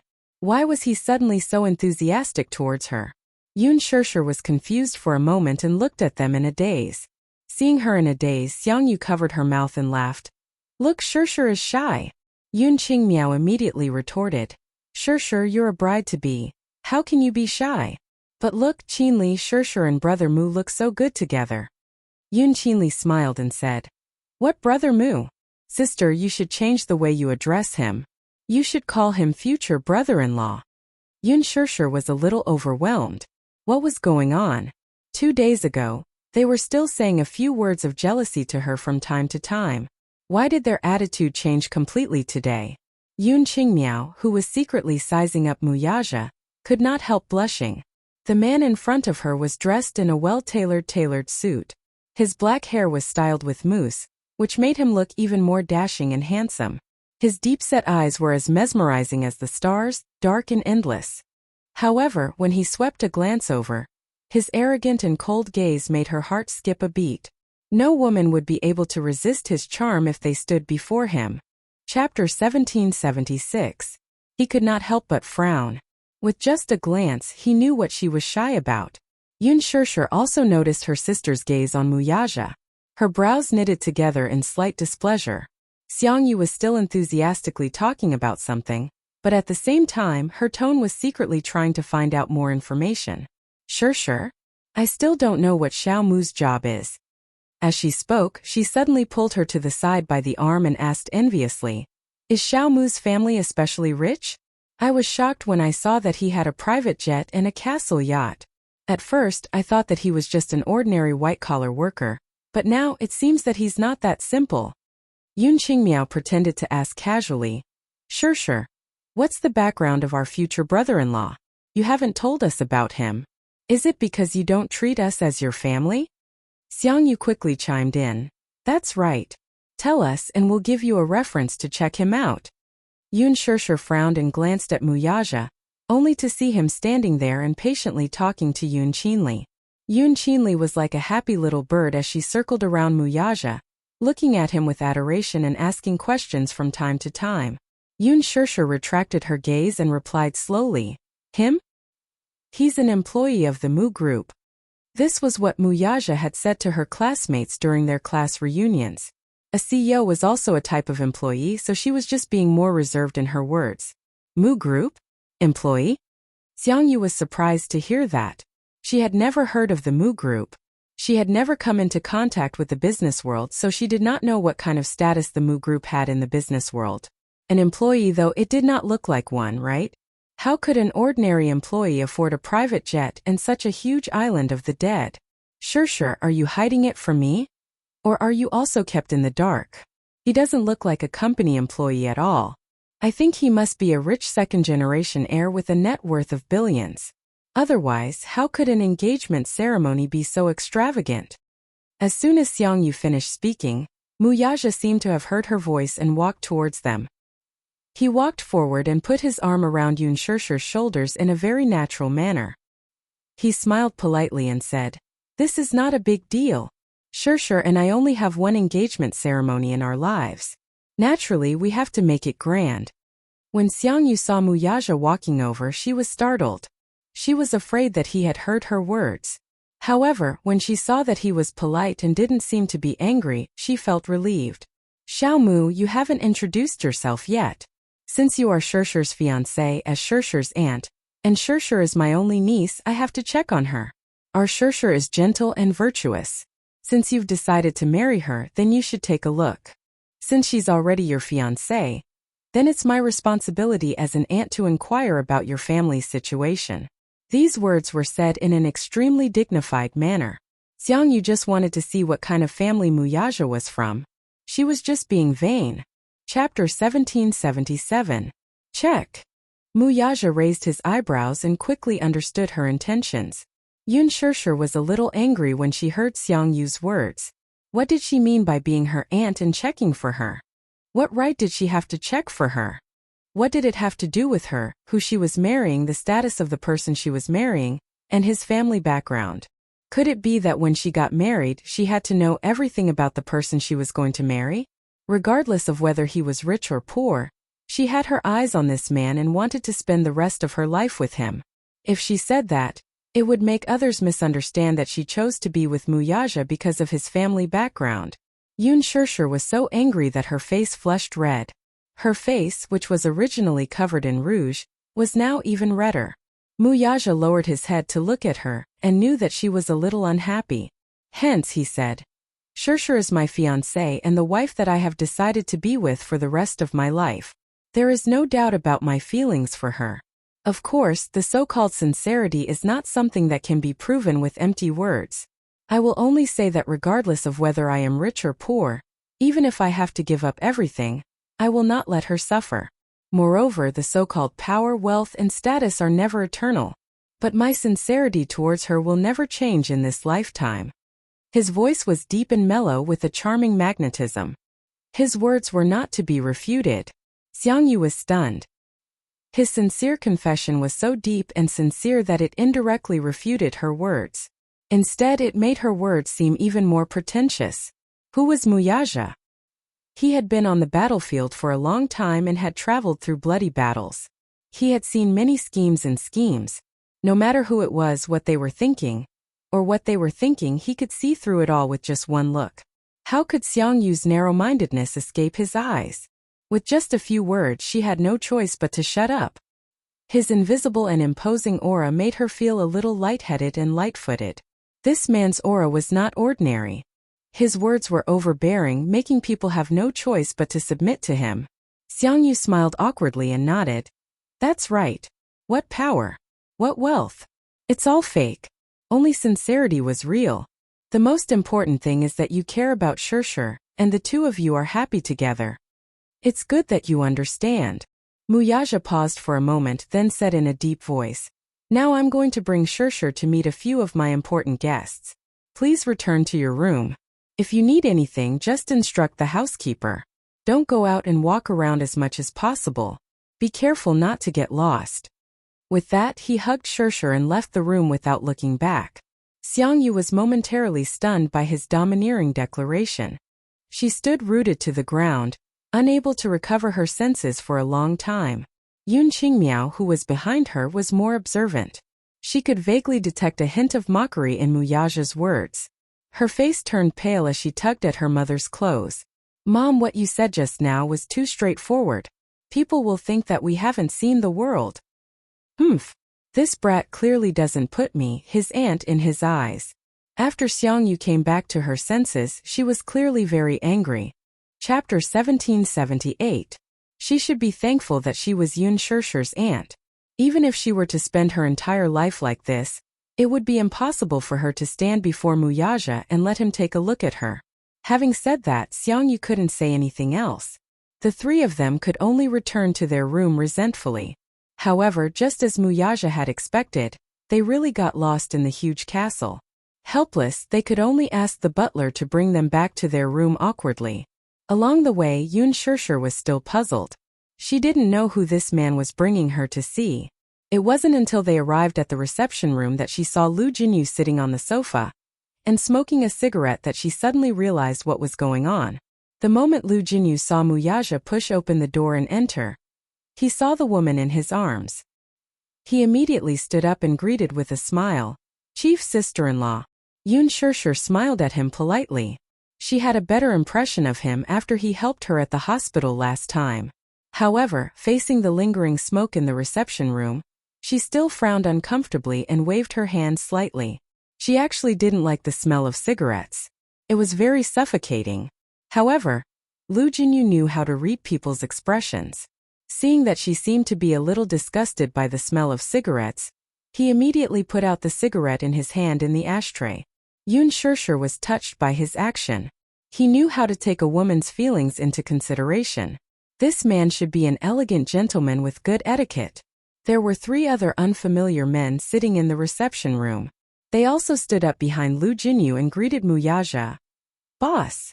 One of the handsome men, who looked slightly younger, looked at Yun Shirshir with a hint of surprise in his eyes. However, more than that, he couldn't hide his amazement. This must be sister-in-law. Yun Shirshir smiled politely. Hello.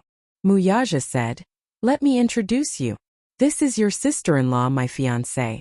From now on, all of you should follow Jinyu and call her sister-in-law. When everyone heard this, they first glanced at Yun Shirshir and smiled at each other. Then they said in unison, Hello, sister-in-law. Yun Shirshir did not know whether to laugh or cry at such a situation. They are? You didn't even introduce them to me. Yun Shirshir secretly rebuked. Muyaja introduced Lu Jinyu. You should have met this man before. Lu Jinyu is in charge of all the affairs of the corporation under me. He's very capable. Lu Jinyu smiled and said, Sister-in-law, we met a few days ago. You should still remember me. Yun Shirshir pretended to be confused and said, I don't remember. Lu Jinyu turned pale with fright. No way.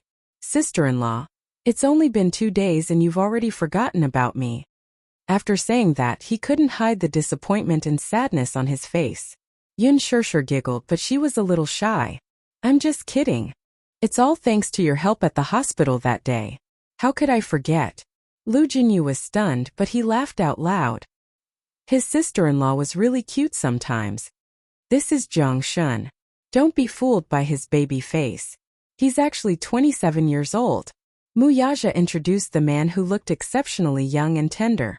Zhang Shun immediately protested. Boss, you can't do this. I'm only 18 years old. Chapter 1779. Judging from his appearance, she had thought that he was underage. It turned out that he was only 1 year younger than Muyaja. Muyaja then proceeded to introduce the rest of the team members. They were all his right-hand men, who were in charge of all the affairs of the Xingyu Financial Group. For example, Zhang Shun looked young, but he was the financial director of the Xingyu Financial Group and firmly controlled the financial power. Another was Pei Xiaoyu, the public relations director of the Xingyu Financial Group. He was about 25 or 26 years old and looked gentle and refined. The last was a slightly older man, Jing Cheng. The 4 of them were also attending the engagement party as Muyaja's brothers. After Muyaja's introduction, the 4 men immediately gave Yun Shirshir a friendly and respectful smile. The 4 of them addressed her as sister-in-law, but Yun Shirshir was a little at a loss. She blushed slightly. This was the first time she was facing Muyaja's brothers, so she couldn't help but feel a little embarrassed. However, after interacting with each other, they were all experts in EQ. After laughing and chatting, they easily dispelled the awkward atmosphere. They all had a close and friendly attitude towards Yun Shirshir. After all, she was Muyaja's fiancée, so they naturally liked her. Zhang Shun even circled Yun Shirshir twice and sighed in amazement. You're indeed the woman that boss likes. Sister-in-law, you're really elegant. This is the gown that you'll wear at the engagement party, right? Oh, sister-in-law, you're so beautiful in it. You're just like a fairy. Lu Jinyu joked. Zhang Shun, don't mess around. Boss is still standing here. Don't be fooled by boss's usual behavior. He's actually a big vinegar jar. If you get too close to him, he'll be jealous. Zhang Shun was slightly surprised. Then, he immediately kept a distance from Yun Shirshir. Boss, don't misunderstand. I don't have any feelings for sister-in-law. Lu Jinyu said. Zhang Shun, you didn't see that last time. I just helped sister-in-law up. His gaze almost killed me on the spot. If looks could kill, I would have died a long time ago. When everyone heard this, they burst into laughter again. The atmosphere in the reception room quickly livened up. It seems that after getting married, boss must be a slave to his wife. He'll listen to his wife. I'm afraid that we won't have any status in the future. Lu Jinyu sighed and shook his head as he said this. Muyaja shot him a look, and he immediately shut his mouth, not daring to say another word. Zhang Shun, who was standing at the side, said coolly, Jinyu, be careful with your words and actions. You better be careful with your words. Boss is very vengeful. If you offend him, you might lose your year-end bonus this year. Lu Jinyu immediately said pitifully, No, boss, you better not to be a problem, boss. I'm still hoping to earn some money and find a wife in the future. You have a wife, but the rest of us are still single. You mustn't make things difficult for us. Everyone burst into laughter again. Yun Shirshir realized that when he was with them, Muyaja's face was not as cold as usual. Instead, he had a warm smile on his face. He did not feel much disgust when he saw his brothers making fun of him. In the Mu group, he had always been a man of his word. He gave people a feeling that he was very unapproachable. Chapter 1780. As his left and right arms, the four of them were all young and capable. Mu Yaja had taken a fancy to their character and talent, so he recruited them. From the establishment of the Shungyu Financial Group until now, the five of them had gone through storms together. It could be said that they had many years of revolutionary feelings, and had long cultivated a tacit understanding that was as close as brothers. With just a glance, they could understand each other tacitly. Lu Jinyu suddenly asked, "Boss, didn't the two young masters come?" Mu Yaja looked at her. Yun Shirshir immediately explained, "They got off the plane and are a little tired, so they're resting in their room for a while. You'll see them tomorrow. The children are still young. After such a long journey, they must be tired. They should rest," Zhang Shen said. As he spoke, he suddenly presented a treasure. "Sister-in-law, I've specially prepared a mysterious gift for you at this engagement banquet." Yun Shirshir was a little curious. "What gift?" "You'll be able to see it tomorrow. Wait and see. You'll definitely like it." Zhang Shen was smug and obviously very confident. Lu Jinyu mercilessly undermined him. "If sister-in-law doesn't like it, you'll be embarrassed. It's better than you. You came empty-handed. How can you have the nerve to criticize me?" "What do you mean I came empty-handed? I've prepared a big red packet for sister-in-law this time." Zhang Shen ruthlessly disdained. "How tacky." Lu Jinyu instantly felt hurt and looked at Yun Shirshir pitifully. Yun Shirshir saved the situation. "I don't think it's tacky. It's a big red packet. How big is it? See. Sister-in-law likes it." As he spoke, Lu Jinyu smiled mysteriously and winked at Yun Shirshir. "It's a very big red packet. You'll know when you count it." Yun Shirshir smiled and did not take his words to heart. Still, it was true that she was shocked by Lu Jinyu's handiwork afterward. She thought that the so-called big red packet would be at most 6 figures, which was already impressive. And the result? Lu Jinyu, on the other hand, had prepared a total of 7 figures in red packets. Most of them were treasured currencies from various countries. There were several large gift boxes. Yun Shirshir counted them so many that her hands were about to cramp. Yun Shirshir didn't know whether to laugh or cry. Was this guy going to give her all his savings in a red packet? Of course, this was all in the future. After returning to her room from the reception room, Yun Shirshir had dinner and decided to rest early. Tomorrow was the engagement party. She was nervous and slightly excited. She suddenly thought of something. She turned on the desk lamp and dialed Gong Jie's number. However, the number she dialed was not within the service area. Her heart suddenly felt a little gloomy. An indescribable desolation appeared on his face. Did he turn off his phone? Or was he purposely avoiding her? Was he still unwilling to attend her engagement party? When he thought of this, what followed was a huge disappointment. Perhaps she shouldn't have forced him to be there. It might not be a bad thing if he didn't come. After all, Gong Jie's hatred for the Mu family was already in his bones and blood. It was difficult to get rid of it. He did not strongly oppose her marriage to Mu Yaja, which was already the greatest satisfaction he could give her. Chapter 1781. The next morning, the stylist brought the perfectly ironed gown into the bedroom early in the morning, along with many bags of makeup. After washing up, it was time for more than an hour to put on makeup. The engagement party was divided into 2 parts. One was the engagement ceremony, and the other was a bonfire banquet. Thus, the stylist prepared 2 sets of gowns for her. The venue's makeup was done. The azure sea and the clear blue sky reflected each other. From afar they formed a line. Above the clouds a rainbow was faintly discernible. At a glance it was as beautiful as a rainbow bridge. Seagulls hovered close to the sea's surface. A gentle breeze blew, and on the white beach was a fresh arch made of roses. These roses were picked when they were at their brightest. They were made into bouquets and flown in overnight. In the early morning, the servants put them on the arched door. The fresh and tender petals were still stained with transparent dewdrops. In front of the arch there was a carpet of fresh flowers. Red, yellow and purple were all blooming together. More than 100 seats were set up in the venue. In the center of the venue, 5 long buffet tables were set up. The kitchen had already started cooking desserts. In order to satisfy the needs of different guests, the flavors and ingredients were the freshest and most diverse. A fleet of BMWs was parked at the castle's entrance.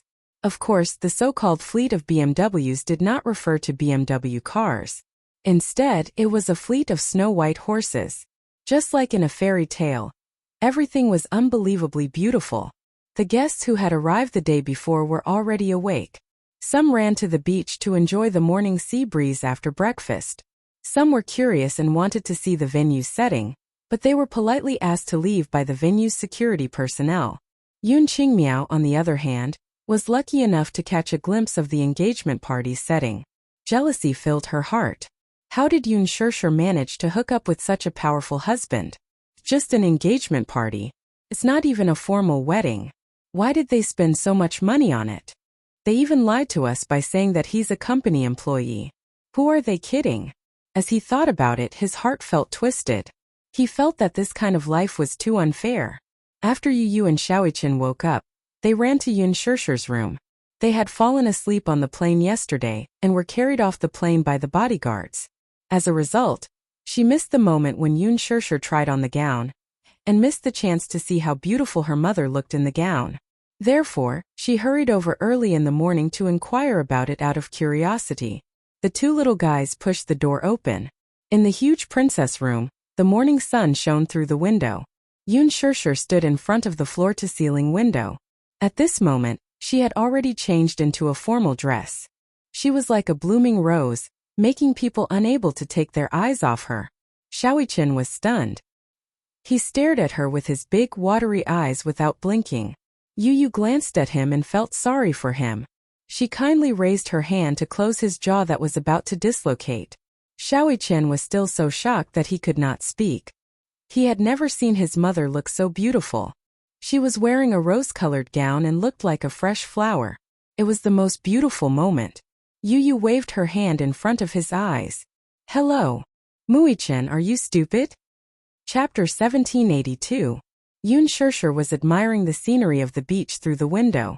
The pure white beach, the circling seagulls, and the gentle sound of the waves crashing against the beach. Everything was so beautiful. The morning breeze by the beach blew in their faces, but they did not feel cold at all. Yu waved his hand in front of his eyes. Hey, Muichen, are you dumb? Xiaoiqin slapped away Yu's hand that was blocking his view. He ran excitedly towards Yun Shishir and hugged her from behind. Mommy! Yun Shishir was stunned. When she came back to her senses, she turned slightly and placed her hand gently on Xiaoiqin's shoulder. She smiled. Baby, you're awake. Xiaoiqin nodded his head vigorously and praised. Mommy is so beautiful. You look like a fairy. In the future, Mommy will wear such a beautiful dress every day, okay? Yun Shishir was amused by his innocent words. She raised her eyebrows and squatted down slightly so that she was at his eye level. She did not know whether to laugh or cry. How can I wear this dress every day? Yu walked over and said helplessly. This guy was stunned when he stood at the door just now. But Mommy, you look really good in this dress. Suddenly, he could not help but say viciously. Maybe Mommy doesn't care about her appearance normally and doesn't pay attention to her appearance. That's why you look as beautiful as a fairy when you dress up. This was why Muichen was taken aback by the disparity in his heart. Yun Shishir did not know whether to laugh or cry at his words. She pretended to be sad and said, Yu, do you have to be so mean to Mommy? Xiaoiqin giggled and said, Yu has such a vicious mouth. Mommy, teach him a lesson. Yu glanced at him coldly and smacked him on the head. You're the one who's asking for a beating. Feeling aggrieved, little Ichen hugged his injured head and glared at him with a pitiful expression.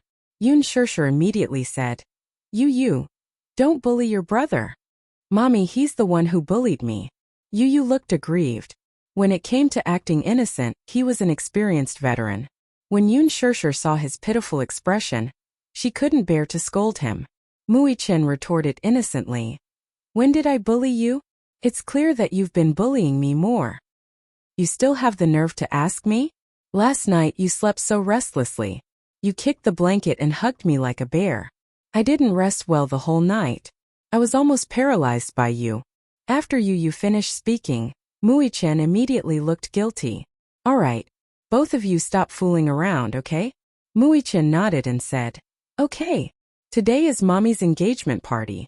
Shaoi-chan, you have to be good. Yu ignored him and walked in front of Yun Shirshir. Yun Shirshir was squatting down so that they were at eye level. Mommy. Yu gazed longingly at his mother's face, which was as beautiful as a flower. His eyes lingered on every inch of her face until they finally landed on her slightly slanted shoulder strap. He raised a brow, but with a gentle smile, he reached out his little hand and carefully adjusted the strap for her. He lowered his long eyelashes and the tenderness in his eyes made Yun Shirshir's heart melt. Mommy, you're already 24 years old. Why are you still so careless? The shoulder strap is crooked. It won't be pretty anymore. Chapter 1783. As Yu tidied himself up seriously, his pink lips curved into a delicate smile. Yun Shirshir stared at him in a daze. For a moment she even held her breath, unwilling to let her heavy breathing disturb the tranquil warmth of this moment. This morning, Yu got out of bed and dressed himself. He tidied up his clothes from suspenders to a small suit to a black bow tie. He looked like a noble little gentleman, noble, elegant, and courteous. He was especially attentive. He even pinned a particularly beautiful crystal brooch in the pocket of his suit. It was obvious that he attached great importance to this special day. Yu was very particular about his appearance. He usually paid attention to his clothes, but today, he dressed himself up to look especially handsome. As she looked at him, it was as if she could imagine that in 10 years, this little guy would definitely be like his father, a handsome and elegant young master. As he lowered his eyes, his long and thick eyelashes cast a deep shadow on his eyelids, making his gaze deep and charming. How time flies. As Yu smiled, he looked up at her with a pair of clear eyes. In the blink of an eye, my mommy is actually married. Yun Shirshir didn't know whether to laugh or cry at his old-fashioned tone. She deliberately teased him. Yu, why are you so old at such a young age? When you speak, you're as mature as a little old man. Those who don't know better would think that you're marrying off a daughter. It's not certain whether I'll have a daughter in the future. But I only have one mommy. I definitely can't bear to marry her off. For as long as he could remember, he and his mommy depended on each other. He originally thought that this kind of life would last for a long time. He even imagined that in the future, he and his mommy would depend on each other for survival until the end. He admitted that he was a mommy's boy. After all, in his life, Yun Shirshir occupied the most important position. From the time he learned how to walk, eat, go to school by himself, and take care of himself, he worked hard for everything because he wanted his mommy to live the happiest life. At that time, he thought that since he didn't have a daddy and his mommy was so lonely, he must accompany her to the end. He was the only man in mommy's life. Therefore, he saw loving her and taking care of her as his most important mission, and it was his duty to do so. He did not feel that this was a burden. Instead, he enjoyed this responsibility and mission. However, on this day, his mission had probably been handed over to Muyaja like a baton being handed over. He felt happy and blissful, but he was also reluctant to part with her. He was happy because mommy finally had her own happiness. In the future, she would no longer be alone and would no longer be lonely. He was reluctant because after handing over this mission, he felt an indescribable sense of emptiness in his heart. His feelings for Yun Shirshir were complicated and uneasy, generous and selfish.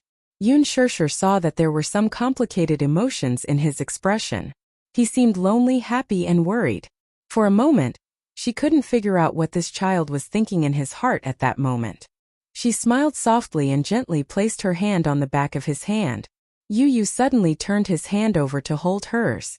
Chapter 1784. Yu smiled and said, Mommy, you love Daddy. But what I want to tell you now is that even though you'll grow old and I'll grow up, my heart will always be with you. Right now, I'm handing you over to Daddy because I believe that he'll be able to give you happiness and take on the responsibilities of a husband. But if he bullies you, feel free to tell me. If he lets you down, I won't hesitate to take you back from Daddy even if I have to give it my all. Do you understand? For some reason, Yun Shirshir felt an inexplicable bitterness in her heart when he said those words with such deep emotion. How could her Yu be so sensible?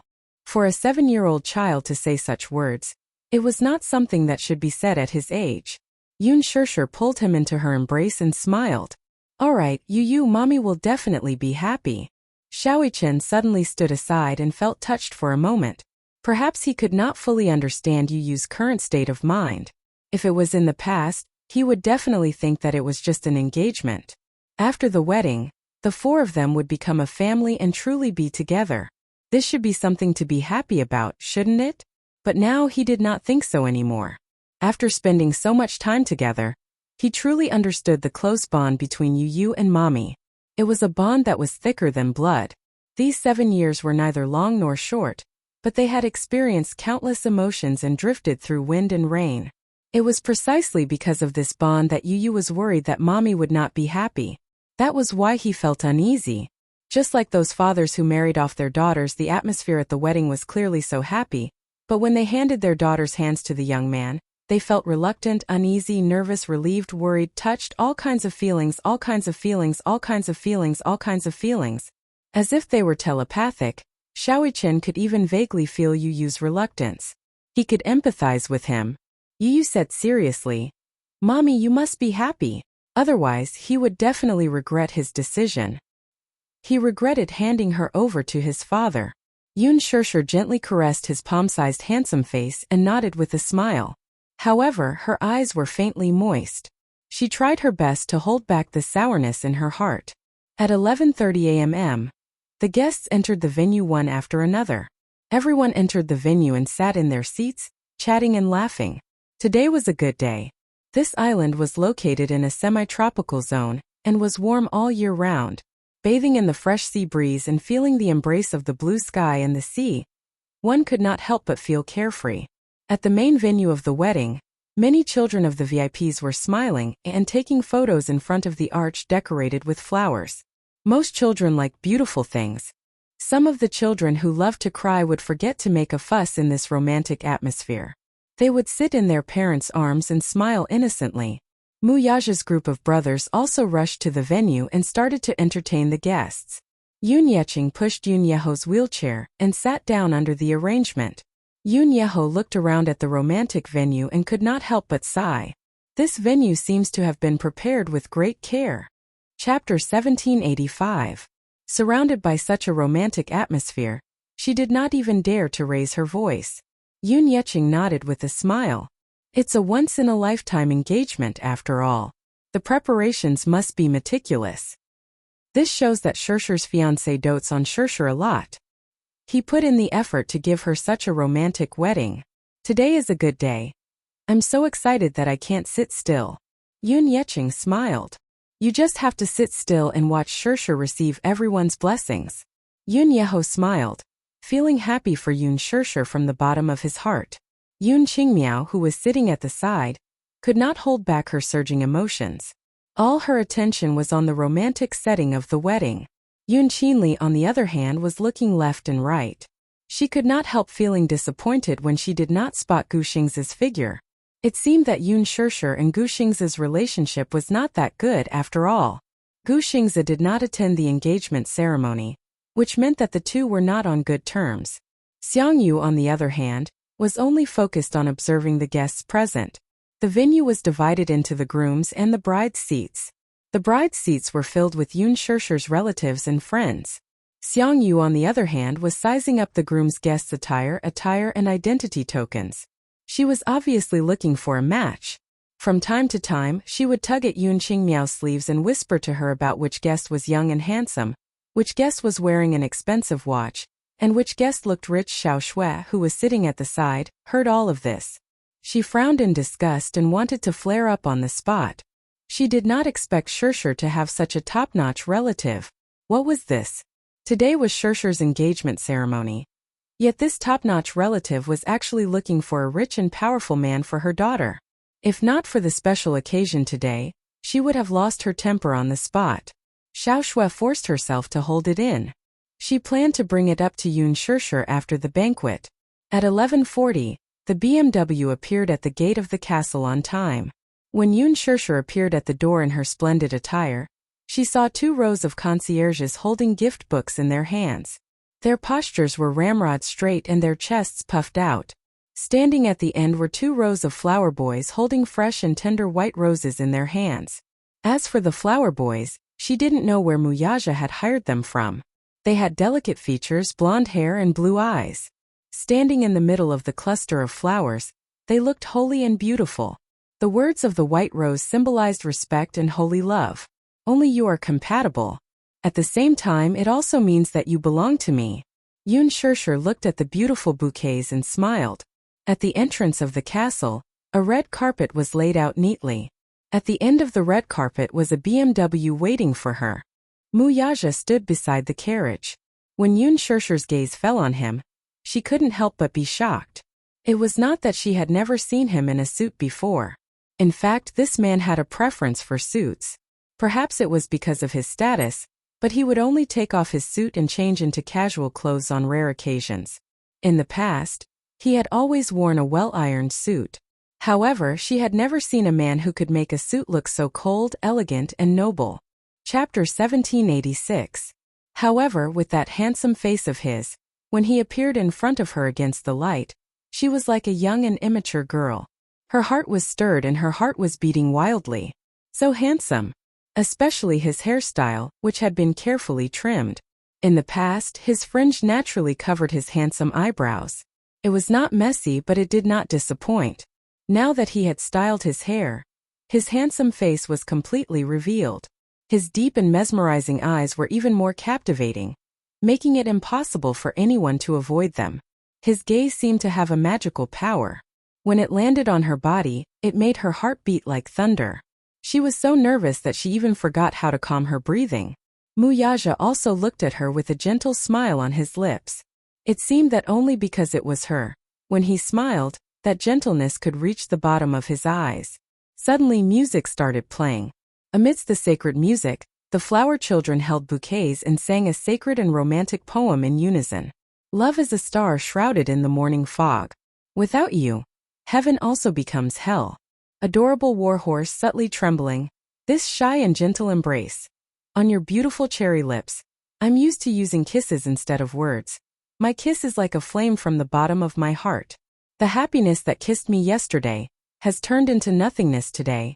I've obtained sincere love, spending time with you under the parasol tree. A flower child came forward and handed the bouquet of white roses to Muyaja.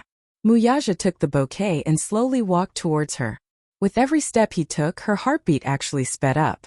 The person in front of him was standing there, waiting for him to welcome her and hold her hand. Muyaja looked at her. Against the light, his gaze was like a torch, unwavering. Yoon Shirshir's hands were crossed in front of her as she nervously watched him approach. Her skirt reached the ground, holy and dignified. Even if the wind slightly ruffled her hair, it did not diminish her beauty at all.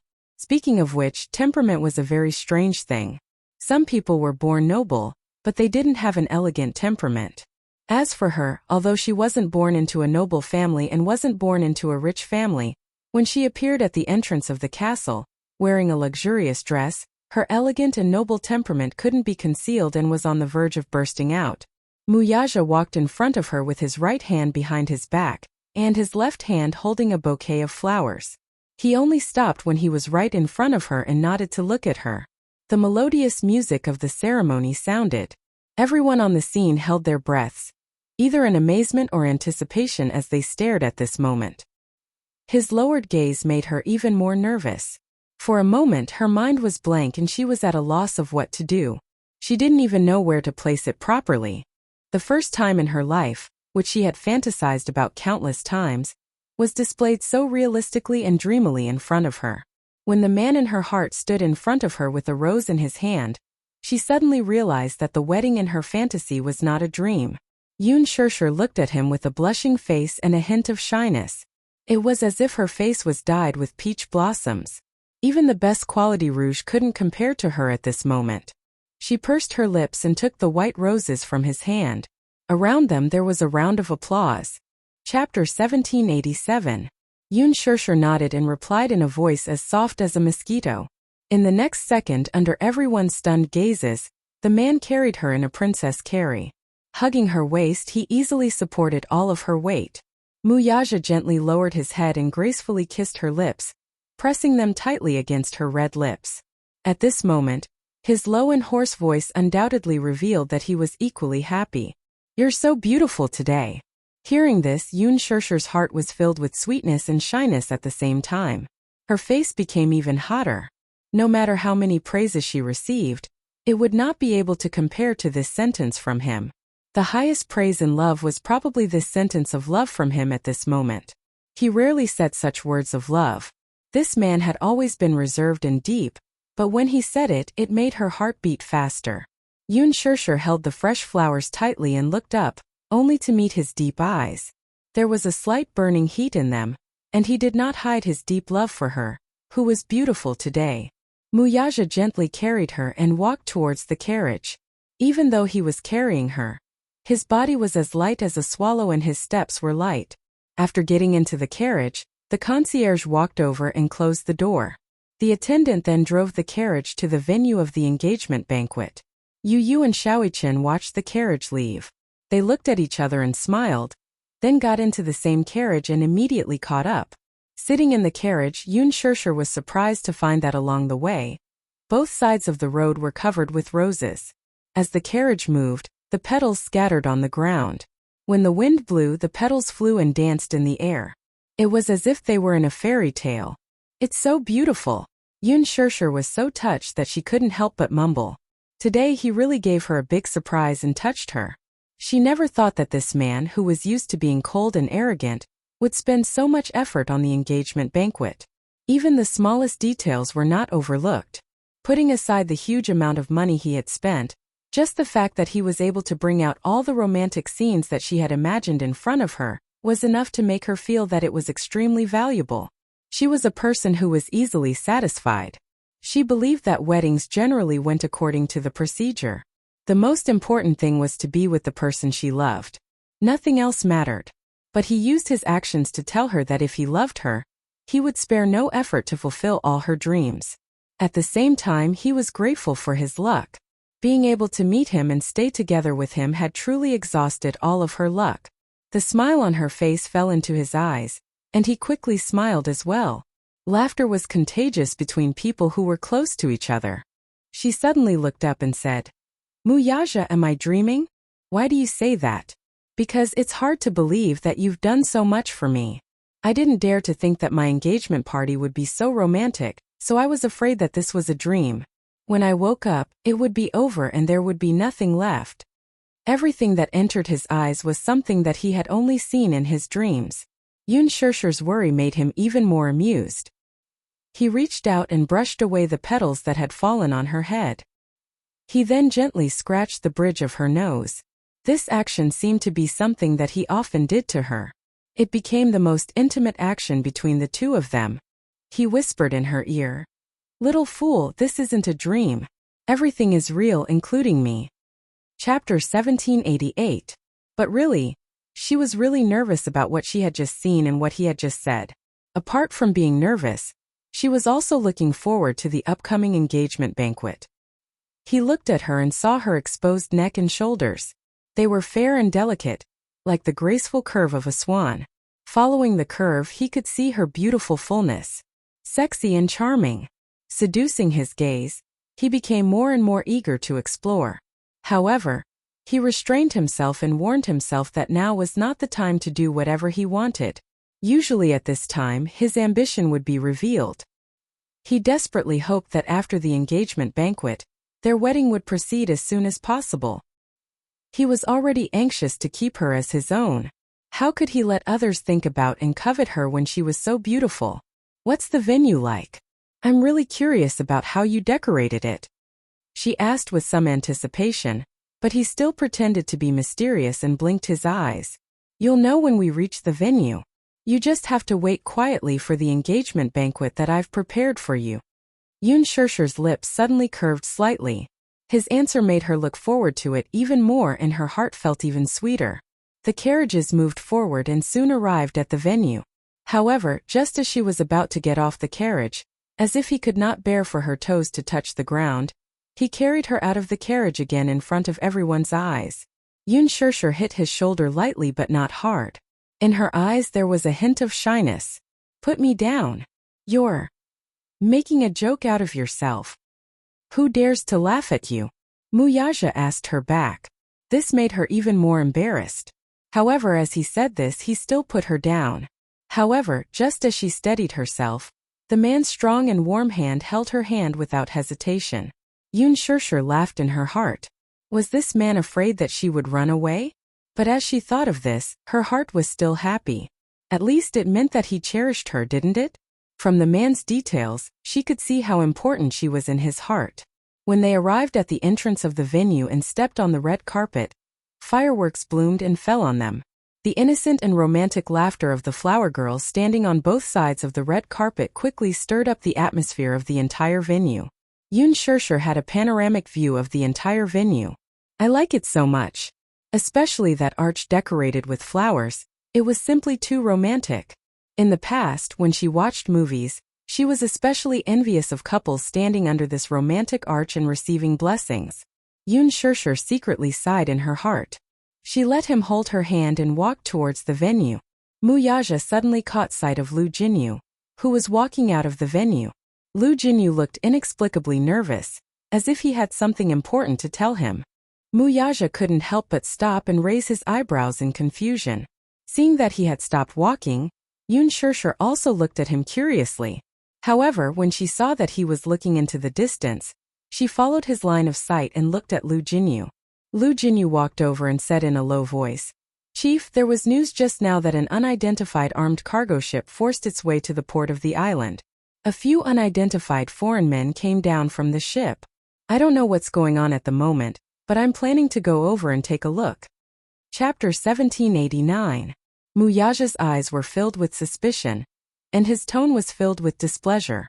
"Didn't you order people to seal off this place? Why are there still people barging in?" "It's my fault, but I've already sent people to guard this place, and the sea route is tightly sealed. I don't know the origin of this cargo ship. I've already sent people to stop them, but because those people are carrying weapons of mass destruction, there's been some conflict at the scene. I'm about to rush over to take a look at the situation." Muyaja's eyes darkened, and a gloomy expression appeared on his face. "You're saying that it's an armed cargo ship that forcefully docked at the port?" "Yes. What other suspicious information do you have?" Lu Jinyu pondered for a moment and then replied, "Based on the information we have, it should be a cargo ship full of military munitions. As far as I know, such cargo ships are usually used by arms dealers to transport military munitions, and they are equipped with a large number of military munitions. These people are very aggressive, and it seems like they want to barge into the venue. However, I also suspect that they might be pirates who hijacked the cargo ship. But it's just a suspicion, and it hasn't been confirmed yet." Muyaja's heart skipped a beat. Arms dealers were businessmen or organizations that engaged in the trade of military munitions. Generally speaking, these business groups would use shipping to transport goods from the factory to the front line of the battlefield in order to fool others. Generally speaking, shipping was a more common method of transport. It was safe and carried large quantities. Generally speaking, cargo ships would be equipped with a large number of well-trained mercenaries. This was a private island. Although it was equipped with a relatively high level of security, it would definitely not be able to gain the upper hand if they were to deal with these people. Arms dealers, that was an organization that played with the flames of war. What could be more lethal than this? But why would an armed cargo ship barge in? The abilities of these people who came were really not small. Immediately, he ordered, "Go over and take a look. If there's anything, report to me immediately." "Yes, I'll rush over to take a look now." Lu Jinyu rushed over as soon as he finished speaking. Yoon Shirshir saw that the two of them were nervous and alert as they talked, so she couldn't help but feel worried. "What's wrong?" "Nothing. Don't worry." However, just as he finished speaking, the rumbling sound of an armed helicopter could be heard from afar. Muyaja raised his head abruptly and saw a helicopter approaching the venue from the direction of the port. All the guests couldn't help but panic. Looking at the helicopter of unknown origin that suddenly appeared in the sky above their heads, no one knew what was going on, and they were faintly panicking. The strong wind created by the propeller was like a tsunami, sweeping away the flowers and trees. Yun Shirshir's skirt was also blown up by the strong wind. Muyaja immediately protected her behind him, handsome eyes cold, eyes vigilantly looking at the approaching plane. The helicopter slowly landed, and the cabin door was suddenly pushed open. At the cabin door, a tall and straight figure suddenly leaned out. His military windbreaker was fluttering in the wind, and his sleeves were fluttering. The man had one hand on the cabin door and the other on his hat. His casual posture could not hide his noble and arrogant demeanor. He raised his head slightly, revealing his incomparably handsome face to everyone's eyes. Chapter 1790. Muyaja's gaze turned cold. He was even more wary of this man's aggressiveness. Alas, when she caught sight of the man's handsome face, her breath caught in her throat and she could not make a sound for a moment. At the entrance of the helicopter, Gong Jie was dressed in a military trench coat. The sleeves of his coat fluttered in the wind, and a pair of snow-white military boots made him look even more handsome. His silver-white hair fluttered in the strong wind, constantly invading his arrogant and handsome face. The helicopter slowly made a forced landing. The wind and waves swept up sand and sand. The surrounding guests were either shocked or surprised as they gathered together and looked up at the godlike figure who seemed to have descended from the sky. Who is that? Gosh, isn't that a military helicopter? Who is that? Who is that man? He's so handsome. What a beautiful man. Look at his eyes. They're so mesmerizing. Yun Shirshir watched the helicopter descend lower and lower. She widened her eyes in disbelief until she saw that familiar and devilish face. For a moment, an inexplicable bitterness and emotion welled up in her heart. Then she covered her mouth with her trembling hands and cried tears of joy. Xiaojie, he's here. She thought that he wouldn't show up at her engagement party. Xiaojie had said that the hatred of the Mu family's matricide had seeped into their bones and blood. It was impossible to get rid of it. The Gong and Mu families were irreconcilable. He would not object, but he would not attend her engagement party with the intention of giving her his blessings. Although he did not say it explicitly, she understood the meaning behind his words. Therefore, she had already mentally prepared herself to not have him at such an important moment in her life. She did not expect that he would appear. Like a god, he descended from the sky and appeared in front of her. Rumble, the helicopter's propellers whirred at high speed. A suspension ladder was suddenly lowered from the cabin's entrance. Gong Jie gracefully and nimbly descended the ladder. When he was 3 meters away from the ground, he abruptly let go of the handrail and landed suavely. With a leap, he landed steadily on the ground. Ah, that was so dangerous. Jumping down from such a high place is too scary. Everyone cried out in surprise. However, when he stood up straight, he took off the white military cap on his head and raised his head. His lips curled into an arrogant and enchanting arc. The aura that accompanied him seemed to be natural and noble. It was dangerous and domineering to the point of being unreasonable. The powerful aura instantly spread toward the crowd. It was impossible to resist it, stunning everyone at the scene. It was as if he was an innate king, causing others to involuntarily submit to him.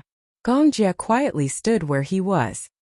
His eyes fell on Yun Shirshir and he was suddenly shocked. However, there was a flash of emotion on his face and a gentle smile appeared on his face. Thank goodness.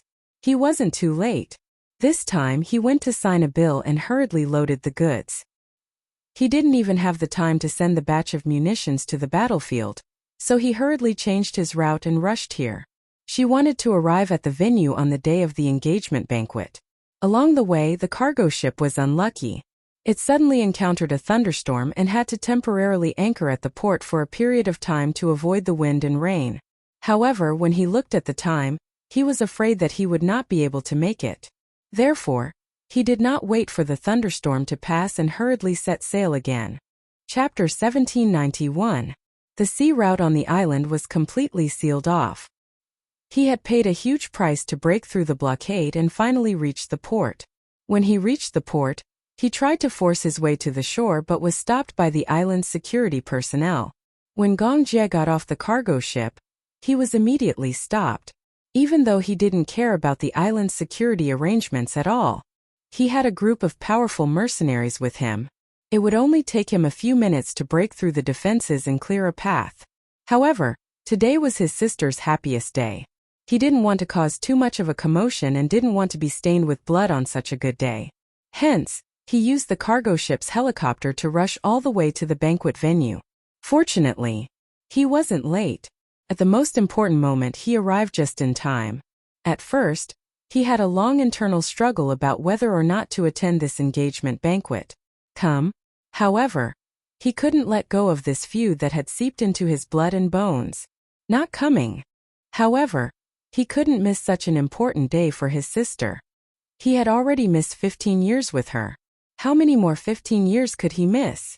If he didn't come, his sister would definitely be sad and upset, right? Ever since he could remember, Gong Jia could be said to be fearless. Even if he respected his father from the bottom of his heart, he was never afraid of him. However, the only thing he was afraid of was her tears. He couldn't stand by and watch her be disappointed and upset. Hence he came. He put down all his grudges and hatred and appeared here to give his sister his blessings at the most important moment. Gong Jia stood upright with one hand in his trouser pocket. The windbreaker on his shoulders fluttered in the wind, elongating his shadow. Wuxia narrowed his eyes and was a little suspicious of his identity. After secretly sizing him up, his gaze suddenly stopped at the armband on his windbreaker. The family seal of the Hurricane Group was engraved on the armband. Although Wuxia couldn't recognize who this handsome man in front of him was, he recognized the family seal at a glance. Hurricane Group. After his mind went blank for a few seconds, his gaze suddenly returned to Su Yangyi's face. A strange suspicion instantly floated into his mind. At first, he merely swept a glance at the man's face, but when he came back to his senses and scrutinized the man's face again, he was taken aback all of a sudden. Gong Jia had a particularly beautiful face. It was indeed inappropriate to describe a man as beautiful. However, it was not inappropriate to describe him. Gong Jia's skin was fair, but his eyes were as deep as a demon's. Especially his thick black eyelashes and dark pupils, it made him look even more enchanting. His thin lips were naturally curved in a devilish arc. Even if he wasn't smiling, the curled corners of his lips gave off a devilish and unruly impression. He was dressed in a long robe, and his face was devilishly charming. His short hair was as white as snow, and his sharp eyebrows made him look even more imposing. However, whether it was the charm or the outline of his facial features, they were extremely similar to Yun Shishir's imagination. If it wasn't for the aura, if the two of them stood together and changed into the same attire, it would be impossible to tell who was who. They were too alike. Hence, Wuxia couldn't help but suspect the identity of the man in front of him. Chapter 1792. However, Gong Jia didn't seem to notice Wuxia's silent scrutiny. Instead, he walked over to Yun Shishir. After he landed on the ground, the helicopter slowly rose into the air. However, it wasn't in a hurry to leave. Instead, it hovered about 30 meters above the ground. From the helicopter, it looked like it was raining. Countless flower petals fluttered down. So many rose petals? Ah, God, it's so beautiful. This feeling is as beautiful as a shower of petals. The sudden romance and surprise surprised everyone. Accompanied by the continuous exclamations, Gong Jia smiled as he slowly walked over to Yun Shishir amidst the shower of petals. Yun Shishir's heartbeat started to beat violently once again. In an instant, the rhythm of her heart was messed up. It wasn't until he was right in front of her that she came back to her senses. She blinked her eyes and a line of tears fell from her eyes. When Wuxia saw this scene, he furrowed his brows. The guess in his heart kept jumping. Hence, when Yun Shishir walked out from behind him and walked towards Gong Jia, he actually didn't stop her. Gong Jia looked at her. It was as if in this vast world, everything in the world was overshadowed. Only she was filled with vibrant colors. Other than her, no one else could enter his eyes. He stood still in front of her. Following which, he gently reached out his hand and tucked a strand of hair that had been messed up by the north wind behind her ear. "Sister, I'm late," Gong Jia said apologetically. His eyes curved as if he was smiling innocently, yet it also seemed like he was acting coquettishly towards her. However, when he saw the tears seeping out from the corners of her eyes, his heart ached as he knitted his brows. He said helplessly, "Sister, what's wrong with you?" She was actually crying. Yoon Shirshir pursed her lips and choked out in grievance. "I thought, today, I wouldn't see you. I thought you wouldn't be willing to come. Little fool. How could I not come to your engagement ceremony? But you didn't pick up my calls. I called you, but I was told that you weren't in the service area. I thought you were deliberately avoiding me." The more Yoon Shirshir spoke, the more aggrieved she felt. Tears welled up in her eyes. Seeing this, Gong Jia was even more at a loss. He hurriedly tried to stop her tears. His sister had loved to cry since she was young. In front of outsiders, she always liked to play the hero. Although she looked strong, her heart was extremely weak. When he heard that she had called him and he was not in the service area, he did not know whether to laugh or cry. "Sis, if you call my number, it will automatically cut off the signal after I leave the country. When I'm on business trips, I always use a satellite phone." So, Gong Jia smiled helplessly, his handsome eyebrows frowning weakly, but his eyes revealed indulgence and doting. "But look, who is the person standing in front of you now?" "Little Jia." "So here I am. Although I'm a little late, I'm not too late. I didn't miss your most important moment." As Gong Jia spoke, he cupped her face gently and comforted her softly. "So don't cry, okay? My dear sister, you're the most beautiful when you smile. Today is such an important day. It's not good to cry in front of so many people." Chapter 1793. As Gong Jia spoke, he gently cupped her face and softly coaxed her. "So don't cry, okay? My dear sister, you're the most beautiful when you smile. Today is such an important day. It's not good to cry in front of so many people." A 24-year-old handsome man was actually trying his best to act cute in front of her, trying his best to make her laugh. Yoon Shirshir instantly broke into laughter, and gently wiped away the moisture at the corner of her eyes. Seeing this, Gong Jia's gaze softened. "That's a good girl. Sister is the most beautiful when she smiles. I love the way you smile the most." Yoon Shirshir helplessly said. "Xiao Jia, stop fooling around. Why do I feel like you're coaxing a child?"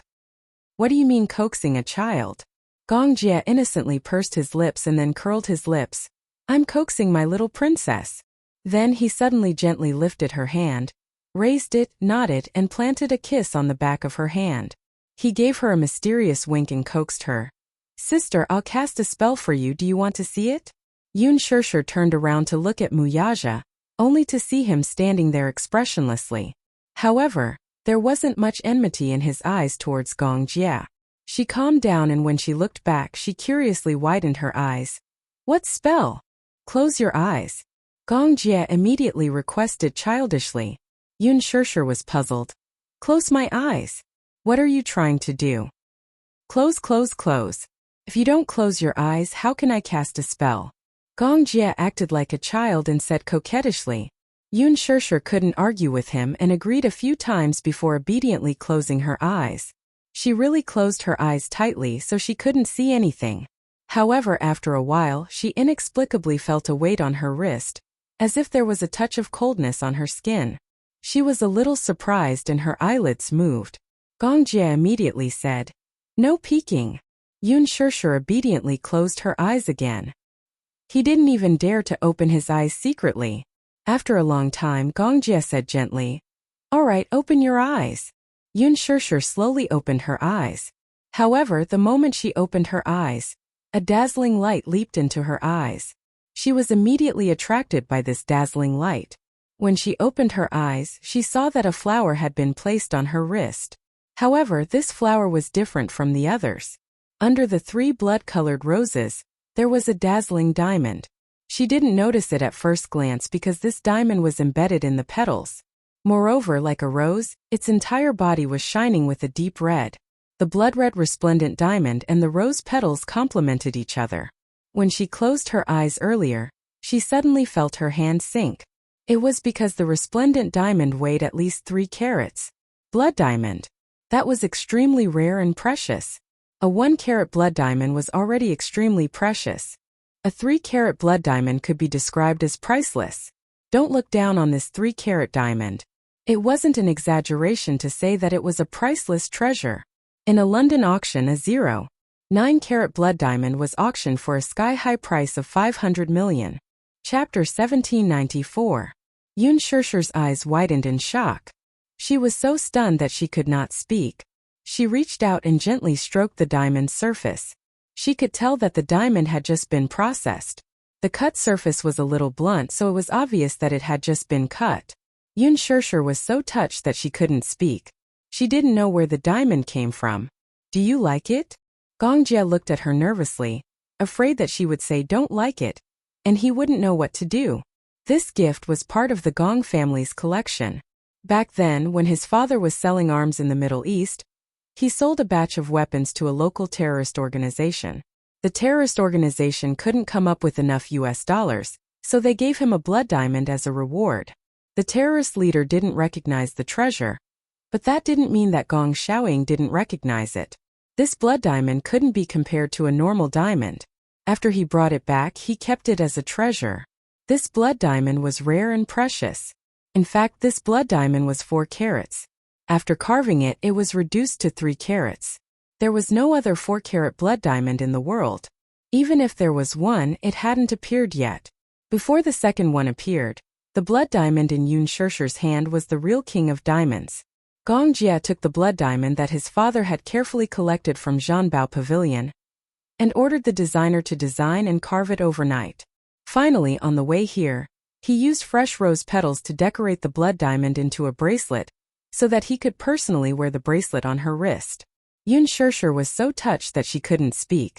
Just by looking at the design of the blood diamond, she knew that this guy had spent a lot of effort on it. I like it a lot. Yun Shirshir nodded. The satisfaction on her face wasn't fake at all. She sincerely expressed her love for it. She raised her head and said with a smile, "Actually, the fact that you're here is the best gift you can give me. Nothing else is as important as you coming. I definitely won't miss sister's engagement. Not only that, I won't miss any important occasions in the future." He spoke seriously and there was no trace of a joke on his face. Instead, it was extremely sincere. "However, I have another reason for coming here." As Gong Jia spoke, he suddenly raised his cold gaze and looked at the man behind Yun Shirshir. He looked at Muyaja, but his gaze was no longer as gentle and docile as it was when he faced Yun Shirshir. Instead, it was piercingly cold and sharp. It was cold, scrutinizing, and directly pressuring. Muyaja also looked at him without any intention of backing down. 2 pairs of eyes met in midair. Invisible sparks flew from the collision, like a smokeless war. At that time the 2 men looked at each other, but it was more like a battle between kings. Their eyes met, but it was more like a confrontation. The collision of the 2 men's auras created a strong magnetic field that almost shook the earth. In the end, Gong Jia was the first to break the strange silence with a smile. "Muyaja, do you know who I am?" "If I'm not wrong." Muyaja's voice paused slightly, but his eyes were still cold. Hurricane Group. Chapter 1795. "Oh, I'm sorry, but you guessed wrong." Gong Jia, on the other hand, had a look of pity on his face as he shook his finger. While Muyaja was puzzled, Gong Jia suddenly reached out and hugged Yun Shirshir's shoulder. He said to him mischievously, "I'm not here today as a member of Hurricane Group. Instead, I'm here as my sister's younger brother to attend this engagement ceremony." The corner of Muyaja's eyes twitched fiercely. However, he heard Gong Jia say in a lazy tone, Let me think. Actually, you should call me brother-in-law, right?" Yun Shirshir was instantly amused by his mischievous tone. Muyaja's expression became even more strange. Could he imagine an enemy who had always been on the opposite side smiling and asking him to call him brother-in-law? Even though he was mentally prepared for Gong Jia to be Yun Shirshir's younger brother, he was still caught off guard. Although the siblings looked similar, if not for their different attire, height, and dressing, it would be difficult to tell who was who. However, Gong Jia calling him brother-in-law still confused a certain man. Yun Shirshir said helplessly, "Xiao Jia Yu?" "Sister, I didn't say anything wrong." Gong Jia said coquettishly, "I'm your younger brother. Since that's the case, shouldn't he call me brother-in-law?" Yun Shirshir raised both hands and compromised. Okay. Yes, you're right. He should call you brother-in-law. Gong Jie had an I knew it expression. Then, he raised his chin at Muyaja in an incomparably calm manner. As if out of some kind of provocation, he grinned and said, "Since my sister has said so, shouldn't you call me brother-in-law?" "Sure." Muyaja also smiled elegantly. Then, he raised his eyebrows in a somewhat provocative manner and said, "But before that, shouldn't you call me brother-in-law?" Half a second after he said that, Gong Jie smiled and blurted out, "Brother-in-law." Muyaja. Gong Jie laughed in his heart. It wasn't difficult for him to call him brother-in-law. Since he had come here, he had already prepared himself mentally. Even though he was well aware of the identity of the man in front of him, and that the blood of the person he hated the most flowed in his veins, he was willing to temporarily bury the hatchet for his sister. At least for now, he could let go of all hatred and face it calmly. Muyaja gritted his teeth and unwillingly snorted. "Brother-in-law." Gong Jie seemed to be deliberately making things difficult for him as he said faintly, "Brother-in-law, you don't seem to want to acknowledge me as your brother-in-law." Muyaja. "You? But it's okay. This isn't the main point of my visit." Gong Jie paused. Suddenly, he let go of Yun Shirshir's shoulder and strode toward him. He only stopped when he was standing in front of Muyaja. The two men faced each other. They had the same height and aura. When they confronted each other, they were evenly matched. Gong Jie looked at Muyaja coldly. He narrowed his eyes and his gaze suddenly turned cold.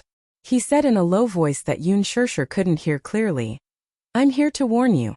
If you dare to bully my sister and let her suffer even the slightest grievance, I'll destroy your Mu group." Chapter 1796. He didn't hear anything else, but the words "flatten the Mu group" were loud and clear, and he heard it clearly. A question popped up in Jiang Shun's mind. Who is this guy? What an arrogant tone. Flatten Mu Corporation. What kind of courage does he have to make such a threat in front of boss?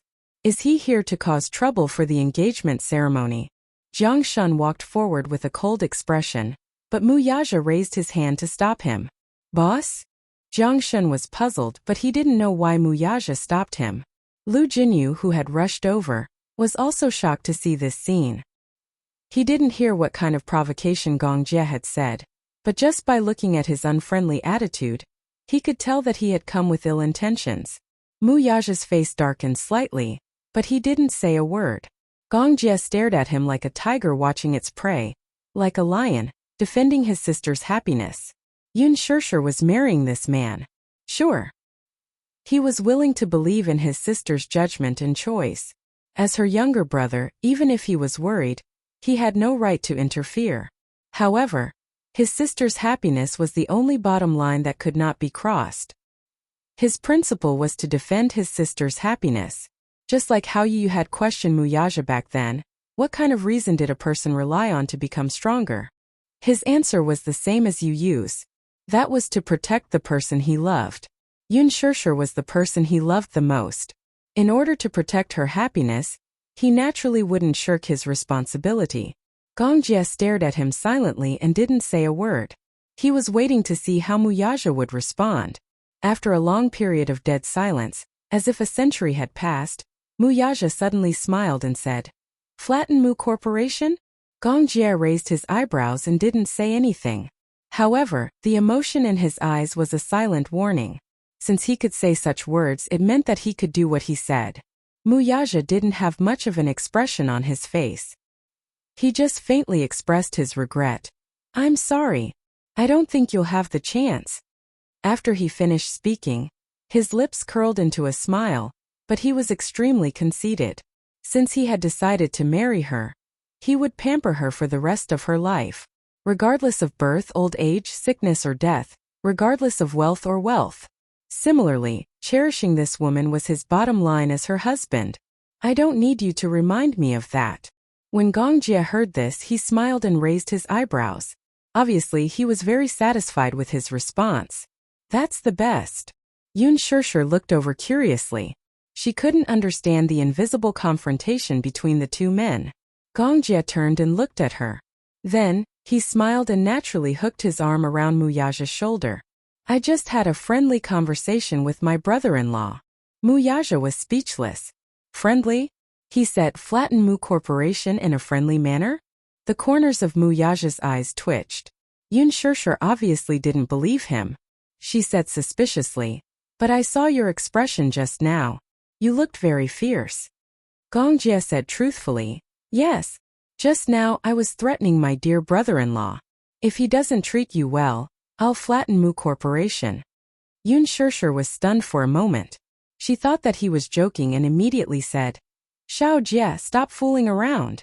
Chapter 1797. Yun Shirshir didn't know whether to laugh or cry. With a clown like you backing me up, your brother-in-law definitely won't dare to bully me. But isn't it a little too exaggerated to say that you'll wipe out the Mu Group? Although I know you're joking, your brother-in-law might think that you're a terrorist if he doesn't know. The corners of his lips twitched violently as he felt a pang of guilt. His words came true. He really panicked. My dear sister, how did you know that your brother is a terrorist? Could it be the legendary telepathy? Gong Jie immediately dispelled his doubts. She must be joking. He hid his identity so well. How could she know that he was a terrorist? But strictly speaking, he wasn't a real terrorist. He was just a little more awesome than terrorists, just a level higher. It could be said that if the Hurricane Group stopped the large-scale weapons shipments to the Middle East, it could be said that more than half of the world's terrorists could close down at home and have nothing to do. As the Hurricane Group that dominated the world's war situation, how could terrorists compete with it? Gong Jie immediately changed the topic coquettishly. What? Sister, you actually said that your brother is like a terrorist. I'm so sad.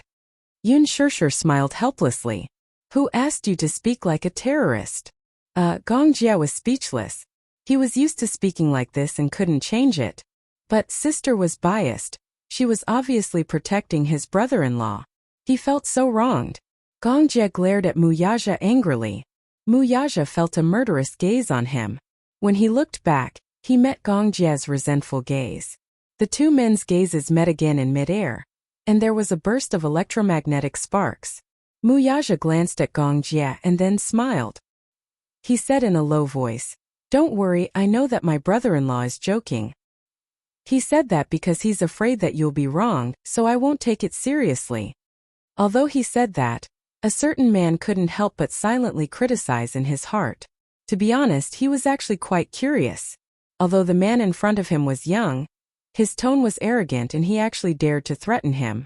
Actually, he really wanted to see for himself what kind of means and capabilities this man had to be able to flatten the Mu Group overnight. He knew this man's identity.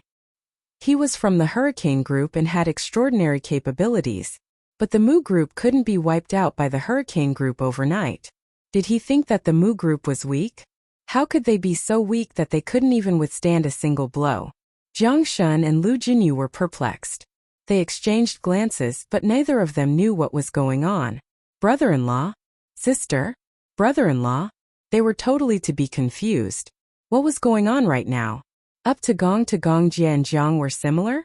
Jiang to Yun, Gong Jie to Yun to look. Then to Yun's. To Ti to it. To Jiang Ti to look. TTTST biological siblings. Lu Jinyu pointed at Gong Jie in surprise. Could it be that this man who appeared out of nowhere is sister-in-law's brother? Yun Shirshir smiled awkwardly. Yes, he's my brother. What's wrong? We do look alike. Yun Shirshir explained. We're twins, so it's normal that we look alike. Chapter 1798. Twins. Then they were siblings. Jiang Shun was confused. He suddenly interrupted, cleared his throat, and pointed at the helicopter hovering in the sky. Moreover, a burly mercenary was standing at the cabin door, scattering flower petals like a celestial maiden. He asked quietly, Whose helicopter is this? Gong Jie said calmly, It's mine. Yours? Jiang Shun pondered for a moment. Then he suddenly thought of something. Then he asked quietly, In that case, the armed cargo ship that forcefully broke through the blockade and docked at the port is also yours? Yet, it's mine. Gong Jie broke out in cold sweat and felt guilty. Then he said righteously, But what do you mean by an armed cargo ship? It's obviously an ordinary cruise ship. Don't talk nonsense. An ordinary cruise ship? Zhang Shun narrowed his eyes suspiciously and sized him up. F***ck. Did he really think he was retarded? How could he not tell a cruise ship from a cargo ship? Moreover, who would stuff hundreds of containers full of firearms on a cruise ship? Also, how could an ordinary cruise ship forcefully break through the blockade of the route and dock at the port? Moreover, who had seen a cruise ship equipped with long-range missiles and large-scale cannons? Who had seen it before? Who had seen it before? This guy was lying through his teeth. Zhang Shan said, "Sister-in-law, your brother can't be. He was probably an arms dealer." Gong Jie snorted coldly. "Today is my sister's big day. That's why I came all the way here." Yun Shishir also asked suspiciously, "Xiao Jie, is this cruise ship yours?"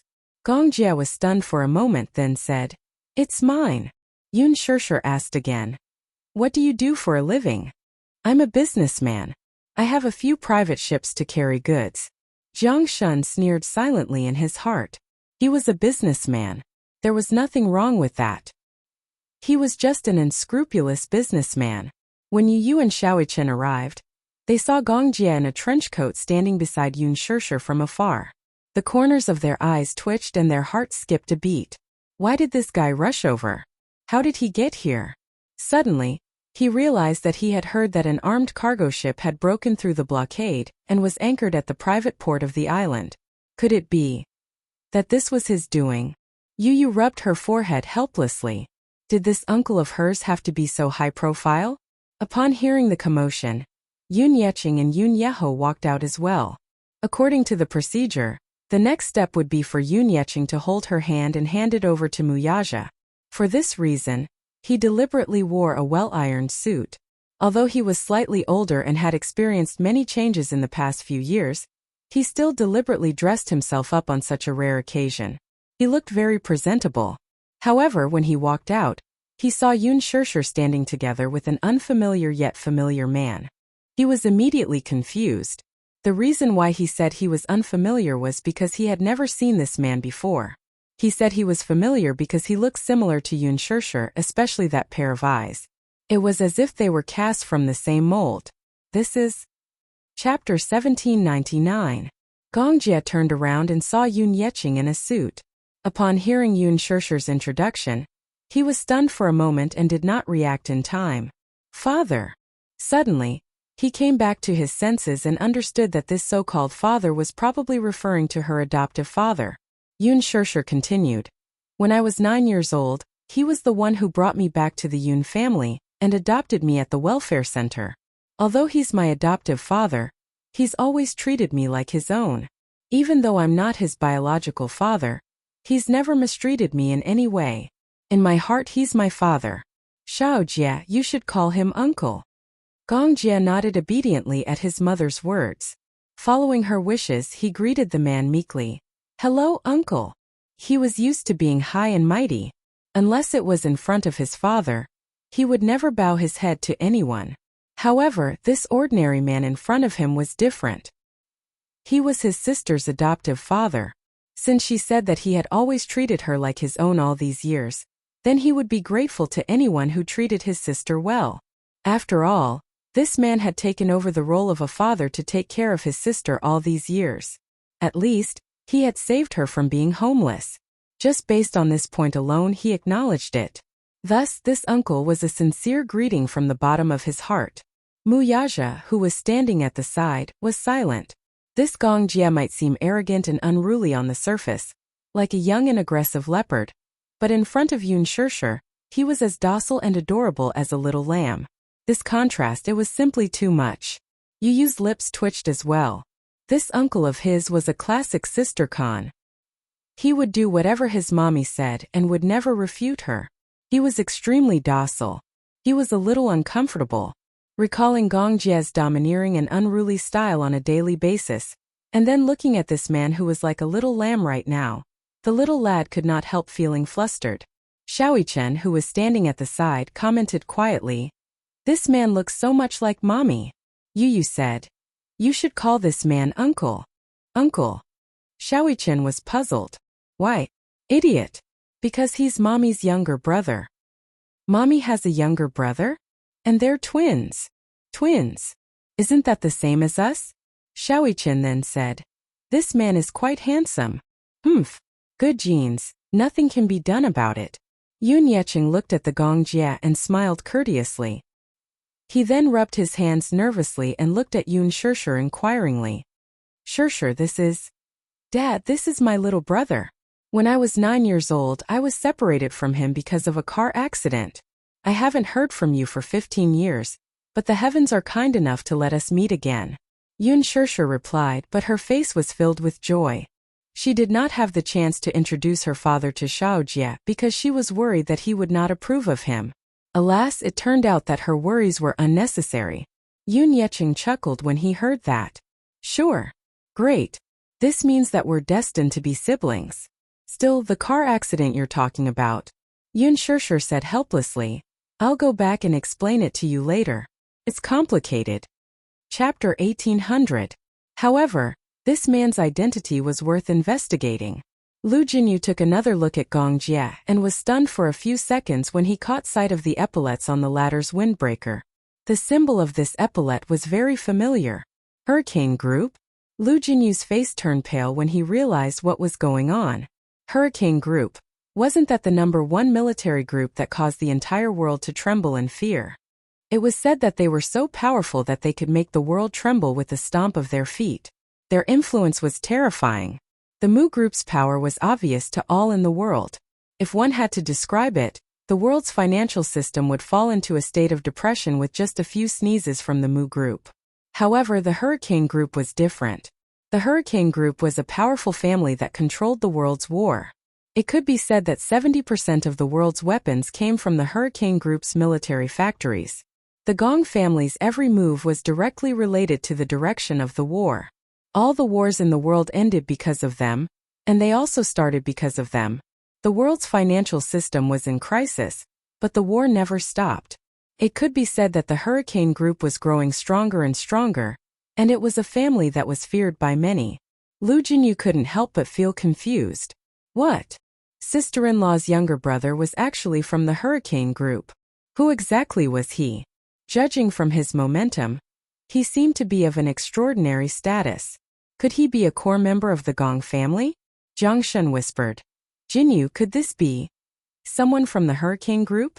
Lu Jinyu said gloomily. Judging from his stance, it can't be wrong. It seems like he's from the Gong family. In that case, sister-in-law's maternal family is also very powerful. But sister-in-law doesn't seem to know her younger brother's identity. It's a little strange. Boss is in trouble. He thought that he had married a little white rabbit, but it turns out that this little white rabbit has a group of lions behind her. Lu Jinyu suddenly mourned for Muyaja for a few seconds and then said, if sister-in-law is from the Gong family, then her maternal family is indeed difficult to deal with. Jiang Shun's heart also ached for Muyaja as he observed a few seconds of silence. His heart ached for his boss for a second.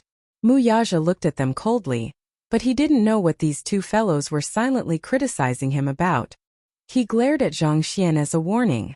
Lu Jinyu and Jiang Shun cleared their throats in unison. Feeling a little awkward, he told Yun Shirshir, it's getting late. Since everyone is here, it's time to start the ceremony.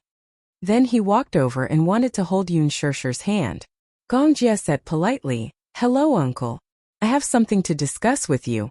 Yun Yecheng was slightly unaccustomed to his gentleness, so he asked politely, what's the matter? Gong Jie lowered his head and glanced at Yun Shirshir beside him. Then he smiled gently and asked, can I take my sister's place at the engagement ceremony today? This. Gong Jie clasped his hands together like a child. Please, please. This is a wish that I've been wanting to fulfill for the past 15 years. I hope that you can fulfill it for me. The reason why he had risked his life to rush all the way here at all costs was so that he could hold Yun Shirshir's hand and walk through the ceremony with her. This was also his wish. Chapter 1801. Gong Jie then sought his sister's opinion. Sis, can I? I want to hold your arm as we enter the venue. Of course. Yun Yecheng agreed. Great. Great. Since you're her brother, it's Shirshir's wish for you to hold Shirshir's arm as she enters the venue on such a special day. Of course I'm happy for you. Thank you, uncle. Gong Jie smiled as happily as a child. He suddenly thought of something and took out his walkie-talkie to give an order. Withdraw the helicopter and don't disturb the order of the venue. Everyone stay on the ship and listen to my orders. Don't move without my permission. Roger, sir. Gong Jie put away the walkie-talkie and gently held Yun Shishir's soft hand. He smiled at her. Sis, let's go. Okay. Gong Jie then led her slowly down the red carpet. Lu Jinyu and Jiang Shun then hurriedly immersed themselves in the ceremony. When Gong Jie and Yun Shishir appeared at the end of the red carpet, the sacred music played again. All the guests in their seats stood up in unison and looked in their direction. They were either looking at the bride-to-be with anticipation or blessing. Yu Yu and Xiaoi Chen followed behind obediently. The two little guys walked up to Yun Shishir and silently lifted the hem of her gown that was spread out on the floor. A group of cute little flower girls standing in 2 rows walked up with flower baskets in their hands. The flower baskets were filled with fresh and tender rose petals. They wore pink gauze dresses and had small and cute angel wings on their backs. They were as cute as angels, just like the incarnation of Cupid, the god of love. The flower girls walked on both sides. Before the engagement ceremony, these cute little lolas had undergone some training. Hence, when Yun Shishir and Gong Jie appeared on the red carpet, they grabbed the petals in their baskets and sprinkled them over Yun Shishir's head. Some of the flower girls were especially pretty and adorable. They had blonde hair, blue eyes, deep-set brows, and exquisite European features. Some of the flower girls were the guests' children. They had black hair and amber eyes, but after dressing up, they were extremely beautiful. However, gradually these flower girls saw Yu Yu and Xiaoi Chen behind Yun Shishir. They curiously surrounded them and asked in their childish voices, "What's your name?" Yu Yu pouted and ignored them. She proudly turned her face to the side. Those little flower girls, however, persevered and went to the other side. While scattering petals, they smiled and said, "Can we be friends?" Yu Yu proudly ignored them. Xiaoi Chen, however, liked to play with girls. Hence, he said, "His name is Yu Yu." Yu Yu glared at him. "Why did you betray me? Idiot Yu Yu, how can you bear to reject such a cute girl?" Xiaoi Chen lectured in all seriousness. "Mommy said that you have to be gentle with girls." Yu Yu was speechless. When the guests saw these adorable children interacting so innocently and heard Xiaoi Chen sternly say, "You have to be gentle with girls," they were amused. "These little guys are so adorable." "That's right. These 2 children are so handsome. Look at them. They're wearing suits and look as elegant as gentlemen." Chapter 1802. When Yun Shishir appeared in front of all the guests in her splendid attire, they were deeply impressed by her beauty. "Gosh, she's too beautiful." Many of the guests had many hazy fantasies about the bride on their way here. Now that they saw it with their own eyes, they were deeply moved. Perhaps, strictly speaking, Yun Shishir was not the most beautiful bride they had ever seen, but she was the most elegant woman. Some people were beautiful, but this beauty was empty and soulless, like a porcelain doll that had a surface but no soul. Yun Shishir's beauty, however, was not limited to the surface. It was a beauty that bloomed from the inside out. Her luxurious gown was like a blooming rose. The ingenious design, not to mention the priceless jewelry on her body, accentuated her otherworldly beauty. Because of her presence, the entire venue became dreamy and illusory, like a fairyland. Her beauty made everyone gasp in admiration. Someone noticed the bouquet on Yun Shishir's hand. Even from afar, one could see the dazzling blood diamond. "Do you see the diamond on the bride-to-be's hand? It's so beautiful. It's as red as blood. It's so mesmerizing." "That's a blood diamond. It's very rare. Even a carat of it is very expensive. It's basically something that can only be found by chance. This small one is priceless. Blood diamonds are the noblest among diamonds. Also, this diamond doesn't look small. It's about 3 carats. The craftsmanship of the carving is uncanny. It looks like the raw stone should be even bigger. What extravagance!" Someone with sharp eyes was able to estimate the weight of the diamond at a glance. Yun Qingmiao and Yun Qinli were also stunned by Yun Shishir's expensive outfit. At first, they snorted disdainfully when they saw Yun Shishir's gown. They thought to themselves, marrying into a rich family is indeed different.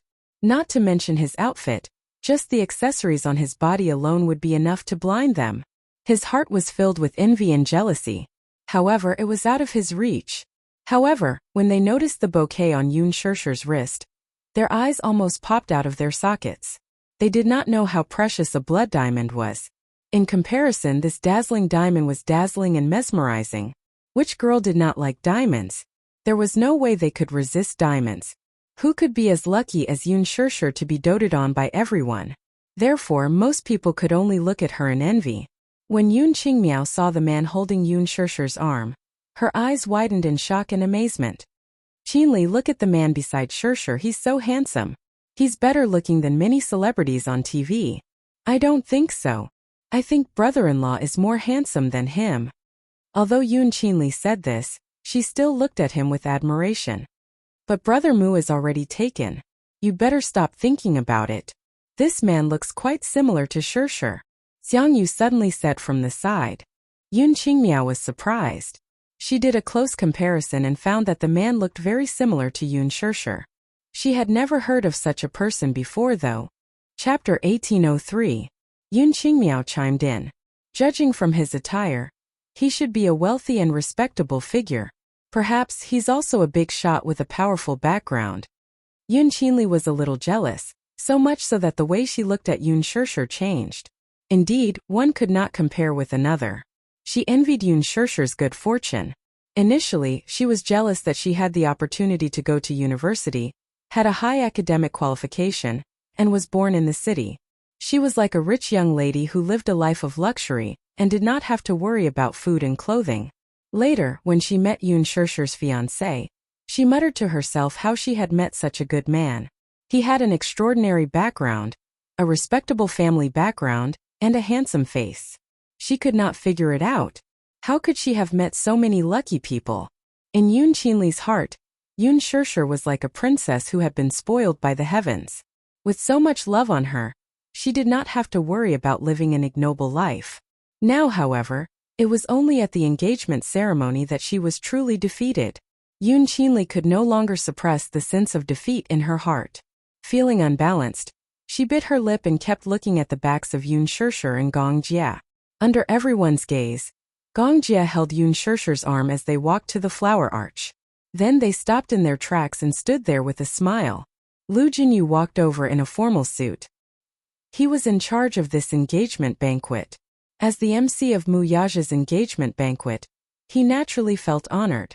Therefore, he had gone through the script several times until Mu Yaja was satisfied with it. In many weddings, the opening speech was very emotional, but if it was too emotional, it would inevitably appear a little pretentious. With the microphone in hand, Lu Jinyu's concise and humorous opening speech pushed the atmosphere in the venue to a climax, driving the guests' emotions to a high. As a key figure in Xingyu Financial Corporation's board meetings, Lu Jinyu naturally did not have stage fright or shyness, but he could not help but feel a little nervous before going on stage. After all, it was different from the past. Today, he was going to make an opening speech. It was Big Boss's engagement party. He would be lying if he said that he wasn't nervous. If he messed up, his boss would definitely not let him off. Not only would his bonus be deducted, but he would also have to pay for his marriage. Therefore, he attached great importance to it. But when he went up on stage, he quickly blended into the happy and warm atmosphere. With excitement in his heart, he gradually unfolded the lines that he had memorized overnight. Yoon Shirshir held onto Gong Jia's arm. From the beginning to the end, her smile was gentle. Her gentleness was infectious and made people feel exceptionally warm. The atmosphere at the scene gradually increased. Lu Jinyu smiled and said, "Next, I would like to invite all distinguished guests to witness this most sacred moment together. Let's welcome our groom-to-be." Ceremonial music sounded. Under Yoon Shirshir's smiling gaze, Mu Yaja slowly walked towards her with flowers in his hands, welcomed by a group of little flower girls. At this moment, Yoon Shirshir suddenly became uncontrollably nervous. So much so that Gong Jia, who was standing beside her, could feel her extremely stiff hands. "Xiao Jia, what should I do? I'm a little nervous," she said secretly, but her face was red and she had some difficulty breathing. Gong Jia did not know whether to laugh or cry. He said, "Why are you nervous? Are you afraid that the groom-to-be will run away at the last minute? Chapter 1804. All right. Be good. Don't be nervous, he said gently as he patted the back of her hand to comfort her. It was like a form of encouragement, as though he was telling her not to be nervous because he was here. Yoon Shirshir looked up and exchanged glances with him. She took a deep breath, and only then did she feel less nervous. In the blink of an eye, Muyaja was already in front of her. All the guests stood up and applauded. His group of brothers stood at the side excitedly and whistled. They were obviously very excited. Muyaja turned slightly and put a finger to his lips, indicating for everyone to keep quiet. Everyone quietened down in an instant. He turned around and looked at her. His gaze was deep and gentle as he said, "Do you know? I've been waiting for you for 28 years for this moment." Yoon Shirshir was stunned and looked at him in disbelief. Gong Jie looked at him silently, but his lips curved slightly and he did not say anything. Muyaja's thin lips curved into a charming smile, but he asked gently, "Do you believe in love at first sight?" Yoon Shirshir pursed her lips and nodded. Her eyes were a little hot. "I believe in it." She had always believed that love at first sight was a fated encounter. "At first I didn't believe in it," Muyaja continued. "But when I met you, I felt that you belonged to me. Luckily it wasn't too late to meet you." "I wasn't late." Yoon Shirshir was so shocked that she almost suffocated. He rarely said words of love, but today in front of everyone, he actually said such words of love that made one's heart skip a beat. Yoon Shirshir's face turned red, but her eyes were slightly moist because of it. Muyaja said slowly, "Thank you for making me believe in fate." As soon as he said that, he handed her the bouquet in his hand. Yoon Shirshir held the bouquet shyly. The next second, Muyaja hugged her shoulders affectionately and kissed her delicate red lips tenderly. The guests below the stage were also touched and clapped their hands. Some were so touched that their eyes were wet. The most beautiful love might not be met in the most beautiful years, but it was the company of holding hands for the longest time. It was the most beautiful thing to have until the end. At this moment, Gong Jie quietly let go of his hand and stepped down from the stage. He stood by the side and quietly watched the tender scene on the stage. His gaze gradually deepened. At this moment he put aside all the feuds and resentment, and offered his most sincere blessings for the person he loved deep in his heart. Sister will be happy. As long as she could be happy, he would not regret his decision no matter what. After a short moment of tenderness, Lu Jinyu walked up to the stage and said mysteriously to the guests, "Let's invite our honorable little guest to perform a special performance for everyone." Shaoichen walked up to the stage and then walked to the center of the stage. He stood between Muyaja and Yoon Shirshir and suddenly took out a small magic wand. "Next, I'm going to perform a magic trick for everyone." "What magic trick?" Lu Jinyu pretended to be mysterious. Shaoichen, however, learned from Yu Yu's arrogance and snorted coldly. "You'll know when I perform it." The guests roared with laughter. They all thought that this little guy, who was as serious as a little adult, was really too adorable. He was pretending to be mysterious.